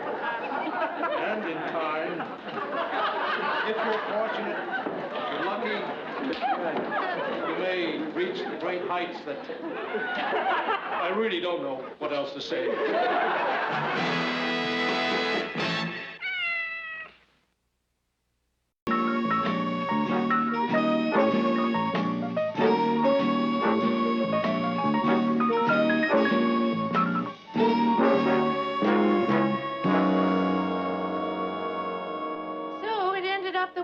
In the newsroom till 1 in the morning. Thank goodness Mr. Grant told us not to come in till noon today. Oh, did you say you wanted bacon? Bacon? No, just a hard-boiled egg. Just a 70-calorie hard-boiled egg for old Tubbo. Well, maybe a little dry toast. With some butter on it. Do I smell jam? Ladies and gentlemen, the dieter. Mary, I'm entitled to break my diet a little. I've been good all day. It's 10:30 a.m. Who is it? It's Phyllis. Why is it always Phyllis when I'm in a good mood? Hi. Like it? What is that? A Christian Dior or a Marcus Welby? What's it for? Well, Laura's receptionist left to get married, so for the past 2 days I've been subbing. And it is so satisfying, Mary, I cannot tell you. Laura's receptionist, huh? How are things in the skin doctor game? Dermatology. You know how it is there, hectic and crazy. Oh, the wonderful, wacky world of bad skin. Mary, I cannot tell you how satisfying it is to be working again. Most people would say, Phyllis, you have everything. What more could you possibly want? And I say, well, it's just not enough for me. I mean, being a model wife and a perfect mother. You know how I am. Mm-hmm. We just have a hard time believing it is all. I have to go to the hairdresser's. Don't you have to be at the office? How can you have your hair done? Mary, it's for those patients I'm doing this. I feel if I look my best, it gives them hope. Something to shoot for. You know I love her. I really do. But what is it about her? I don't know, but I'll tell you something. She keeps on the way she's going. She's going to give overbearing, aggressive women a bad name.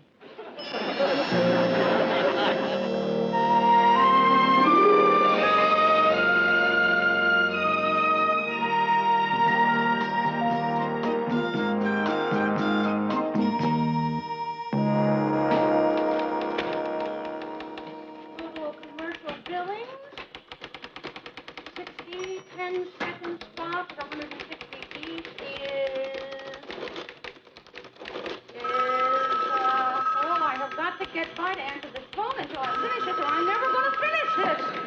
Newsroom, hello. Yes. Yes, Vi. I will. I'll do that. Right. Vi would like me to pick up her phones while she's out to lunch. What's lunch, Murray? You know, it's been so long I've forgotten. Hey, Mary, can I say something to you? I know what you're going to say, that I am working too hard and I mustn't let it upset me. And you're right. I won't. I wasn't going to say that. I was going to say, would you pull the picture file? I need a shot of Neil Armstrong to go with this story. Sure.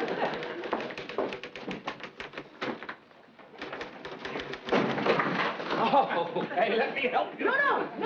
They're in alphabetical order. How do you put photographs in alphabetical order? You take the last names of the most important persons in the picture. Oh, this one's tough. Who've you got? The president and Joe Namath.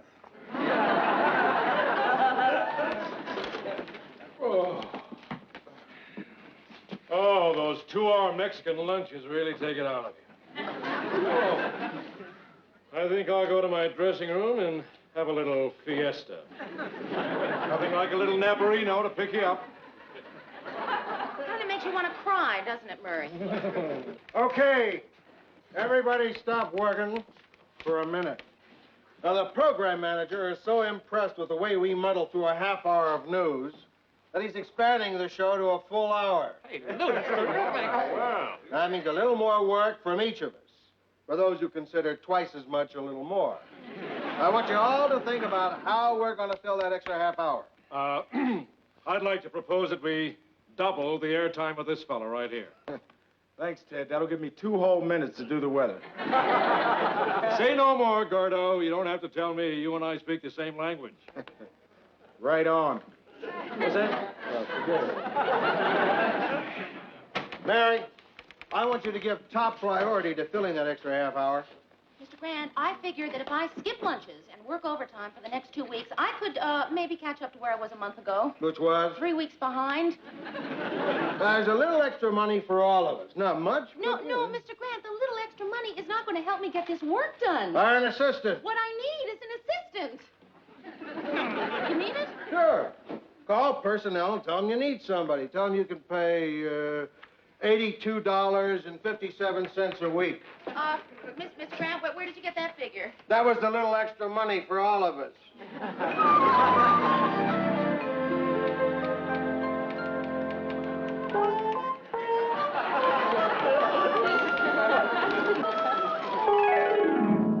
Rhoda, are you sure you want me to do this to your dresses, this midi thing? Yeah. Oh, I just hate it. Of course you do. You got good legs. I live in the world of fashion. I do what all the magazines tell me to do. You know, I wore a hard hat for a week before I realized the magazine was Popular Mechanics. That was a joke. You're supposed to laugh. Oh, I'm sorry. I've got problems down at the office. What? Well, Phyllis, if I don't find somebody to help me with all the extra work, I'm going to go right out of my mind. Hi, all. Hi. So, who's going out of whose mind? I am, unless a minor miracle occurs and I find an assistant. An assistant? Yeah. Help me with some work on the show. Why don't you just shorten her legs? So how about me for the job? Well, you're already working for Lars, and I need somebody right now, so... I'm available. Lars got a little upset at, something I did, and he gave me the old sack. What did you do? Oh, it's nothing. Oh, come on, it must have been something. What? Well, Lars got called out, and there were all these patients sitting there in his office, so I treated a few of them. So, like I said, I'm available.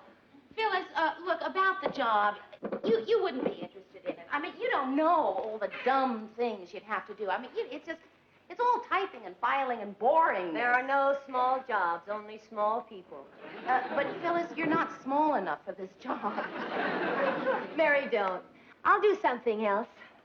Somebody's got to want me. Oh, I don't know.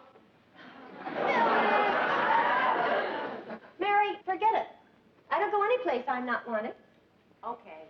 Oh, boy. Phyllis, okay, all right. You want to try it for, let's say, a week? Okay, all right. I'll try it for 2 weeks. Oh, it'll be fun. A real challenge. I'm sure it will be. You know, it's kind of cute. What? I was just thinking it's cute, that's all. Yeah? I mean that I have my master's degree. Yes. And you left college after 2 years, and I'm your assistant. Just cute. And I'm telling you, Lou, it wasn't easy in those days, those early days. Wild-eyed kid with a dream. Dream to be an anchor man. Grabbing at Lady Luck, running around, helter... Is Mary here yet? Yeah. Skelter. It seemed at the time like reaching for the stars. Ted, your life story's been going on for a half hour now. And we're just up to August 1953. I mean, can you hurry up with the point? It's like waiting for a sneeze. Well, I guess I just got to reminiscing. Yeah. And I think to myself, what'd I do it for? The money? No. The money was the least of it. But then again, even though the money is the least of it, now that we're going to an hour... You want a raise, is that it? No. I wrote a figure on this pad.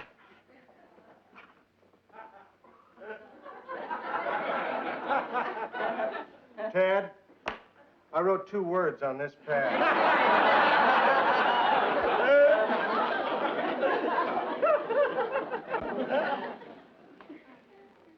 Lou, I think there's a little room for negotiation between that figure and those words. On the other hand, maybe not.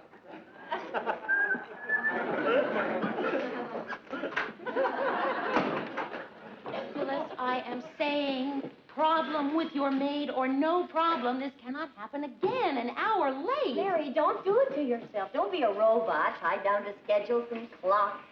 Phyllis, for the time being, let's just say that I'm a robot, huh? So this is the newsroom? Yeah, this is it. Morning, Gordy. Hi, Mary. Oh, Gordy, I'd like you to meet Phyllis Lindstrom, my new assistant. This is Gordy Howard, our weatherman. Gordy, I just want to say one thing. I'd love you to come over for dinner so we can really get to know each other. I mean, as human beings. Because we're going to be working together. Yeah, uh-huh. Gordy and I really hit it off. Mary! Oh, morning, Murray. Murray, I'd like you to meet my new assistant, Phyllis Lindstrom. This is Murray Slaughter. How do you do, Mary? Hi, I'd love you to Phyllis. come over for dinner if you're not... Mary, where have you been? Lou started yelling for you an hour ago, so I had to cover for you. Oh, thank you. What'd you tell him I was doing? Hanging up your coat. Well, Phyllis, here, sit down. You can use my desk for today. Mary, it's not too important, but, there is one thing. What? Well, you've been calling me your assistant. Yeah, well, I mean, that's what you are. I mean, it's just a word, Phyllis. Well, so is inferior just a word. Well, is there another word that you would prefer? Co-worker. Co-worker. All right. Finally find a hook for your coat, did you? Oh, I'm very sorry. The first day of our new production schedule, and you show up an hour late. Yeah. I'm sure you have an absolutely great excuse. Well, Mr. Grant, I'm waiting. Hallie's Comet hit her on her way over. What? Oh, well, let's face it. She could lie or make up some fabulous excuse. Would it make her any more on time? I leave it to you. Mr. Grant, I would like you to meet my new co-worker, Phyllis Lindstrom. This is Mr. Grant. You mean she works here? Yes. Good. You're fired.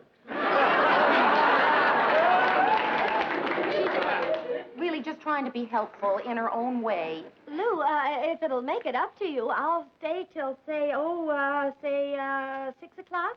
Mary. Phyllis, our normal quitting time is 7.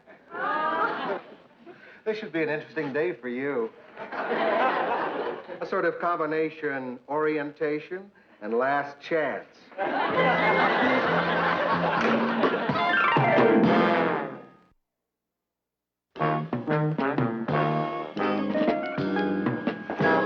Phyllis, this has to go into Mimeo tonight.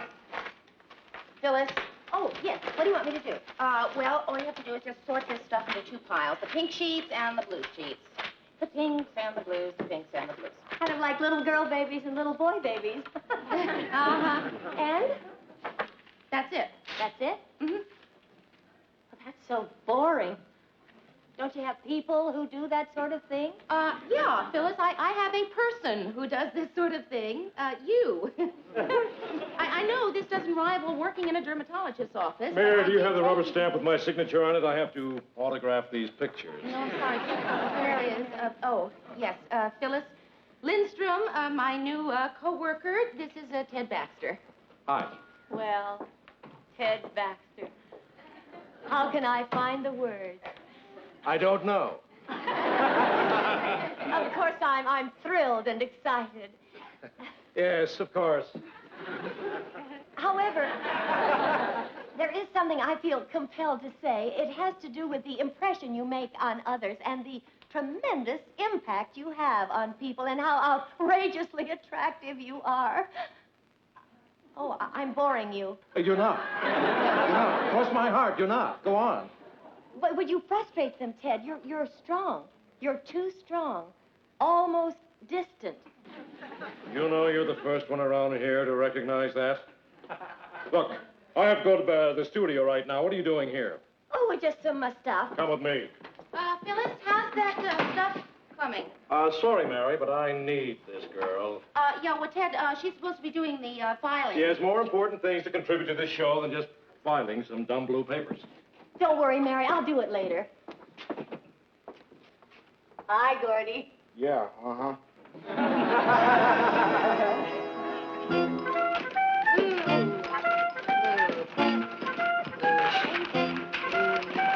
Mary, I thought you hired Phyllis to do that. Lou, I thought I hired Phyllis to do this too, Murray. Well, if she's not doing that, what is she doing? Murray, this copy you sent down, Ted doesn't like it. See what you can do to perk it up. Perk it up? Phyllis. Yes. Murray, would you excuse Phyllis and me for just a minute, please? Not on your life. I want to hang around and watch you explode. Explode? Mary doesn't explode. Yes, Mary does explode. It's just that Mary has this long fuse, you see, and people think that they can take advantage of her because she has this long fuse. But Phyllis, every once in a while, the fuse burns down. And then it's Let me understand this. You feel I'm taking advantage of you? Phyllis, look, I gave you a job. You are supposed to be... Filing. Filing. You are not supposed to be coming in here and telling... She's got me so crazy I can't think of your name. Murray. Thank you, Murray. You are not supposed to be coming in here and telling Murray that... Ted? Doesn't like his copy. That's not your job, Phyllis. Your job is to be my assistant. Co-worker. Assistant, Phyllis. No, I am not going to do your job for you. You're right, Mary. You were nice enough to give me this job, and I just got swept up with the glamour of it all. I mean, Ted Baxter, the lights, the cameras. Mary, just as soon as I finish up in the studio, I'll run back here and do this. I'll stay until midnight doing it if it's I all have right. to. No, go, Phyllis. You can do it in the morning. I did most of it myself anyway. Oh, thanks, Mary. Uh-huh. Murray, see what you can do to perk this up. First up. Hi, Gordo. Yeah, Thanks, guys. Rockefeller Nelson, Governor. Rockefeller Winthrop, Governor. Rockefeller David. Rockefeller John D. Jr. Rockefeller Happy. Rockefeller Center. You're filing? No. That's Phyllis's job. No, I was just looking for something. Ah, here it is. It's hard to believe that you had an urgent need for the file on Pancho Villa. Well, you know. Mm-hmm. Come into my office.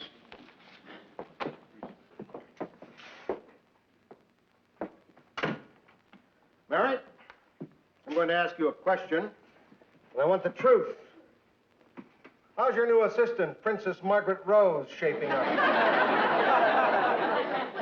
Just fine. Just fine. You know, it takes a little time to, but she's going to. She's going to be just fine. Just fine. Of course, she has been spending a lot of her time with Ted in the studio. They seem to really have hit it off.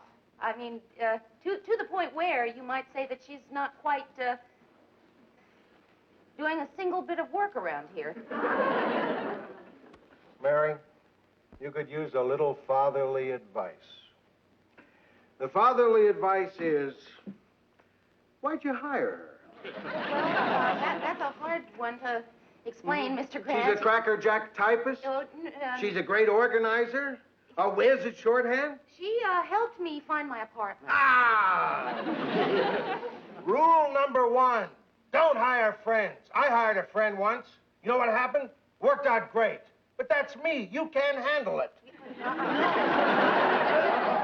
handle Phyllis. I mean, I've known her for years, and she's very intelligent, you know, and, well, let me put it this way, Mr. Grant. If Phyllis were drowning, her life wouldn't flash before her eyes. Eleanor Roosevelt's life would flash before her eyes. Lou, can I see a minute? No, I'm busy. Oh. What'd he say? Well, What'd he say? he's busy. He's busy? Well, use your strength. Go on, try it again. All right. Lou, you and I are going to have a little talk. What do you want? I want her here. Ted, I'm too busy to play games. Well, all right. I'll just talk to the general manager. All right, Ted. Let's talk. Phyllis, I think you and I have some filing to do.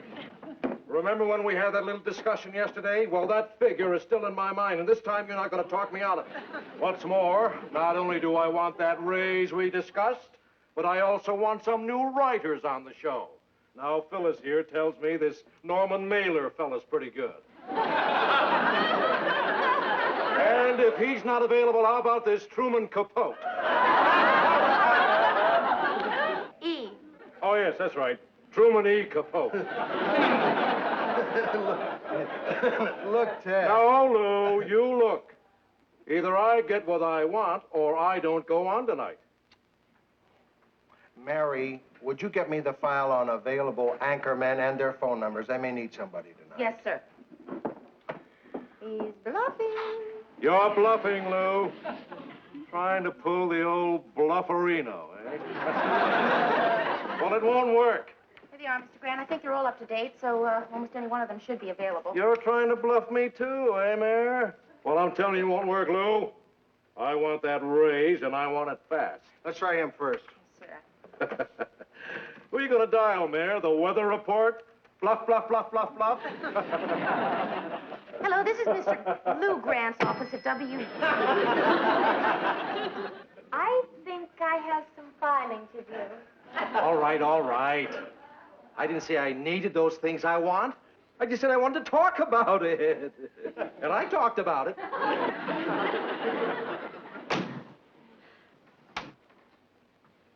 Who are you calling? It's going to be fair and warmer. Mary, she's dangerous. she's actually got Baxter convinced he's capable of human thought. Mary, you've got to... Keep her away from Ted Baxter. No, Give her a good talking to. no, Fire her. that's it.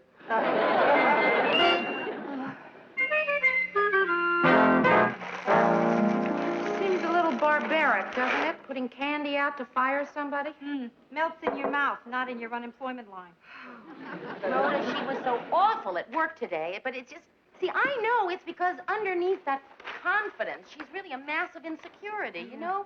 So how am I going to tell her I have to let her go? I don't know, but you'll think of something, Mary. You're good at that.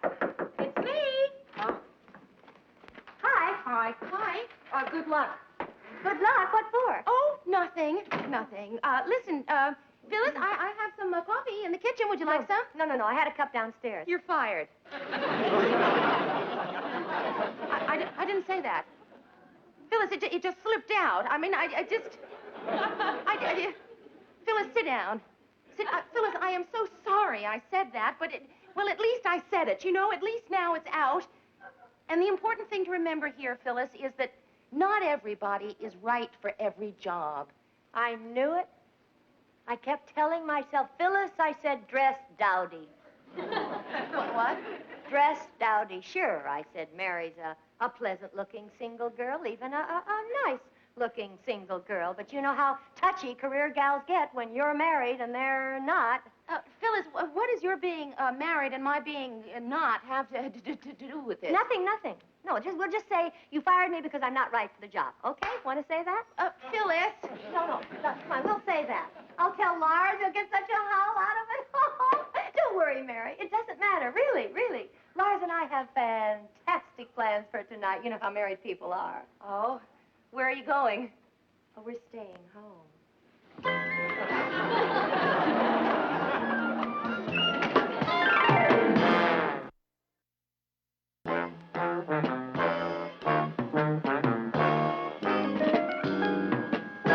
Phyllis, will you please stop apologizing? I can't help it. I mean, I've been just dumb and awful. I deserve being fired, and I took it so badly when you told me you had to let me go. Phyllis, you know, this just really is not necessary. I just want you to know I did a lousy job for you. I didn't do the filing, and I came in late all the time, and I got Lou mad at you, and I caused dissension in the office, and I just generally didn't do my job, and that's all I'm going to say. Good. Now, will you sign this? What is it? The letter of recommendation. Woman may concern, Phyllis Lindstrom is dependable, efficient, prompt. Just put your signature right on it. Takes direction well, organized.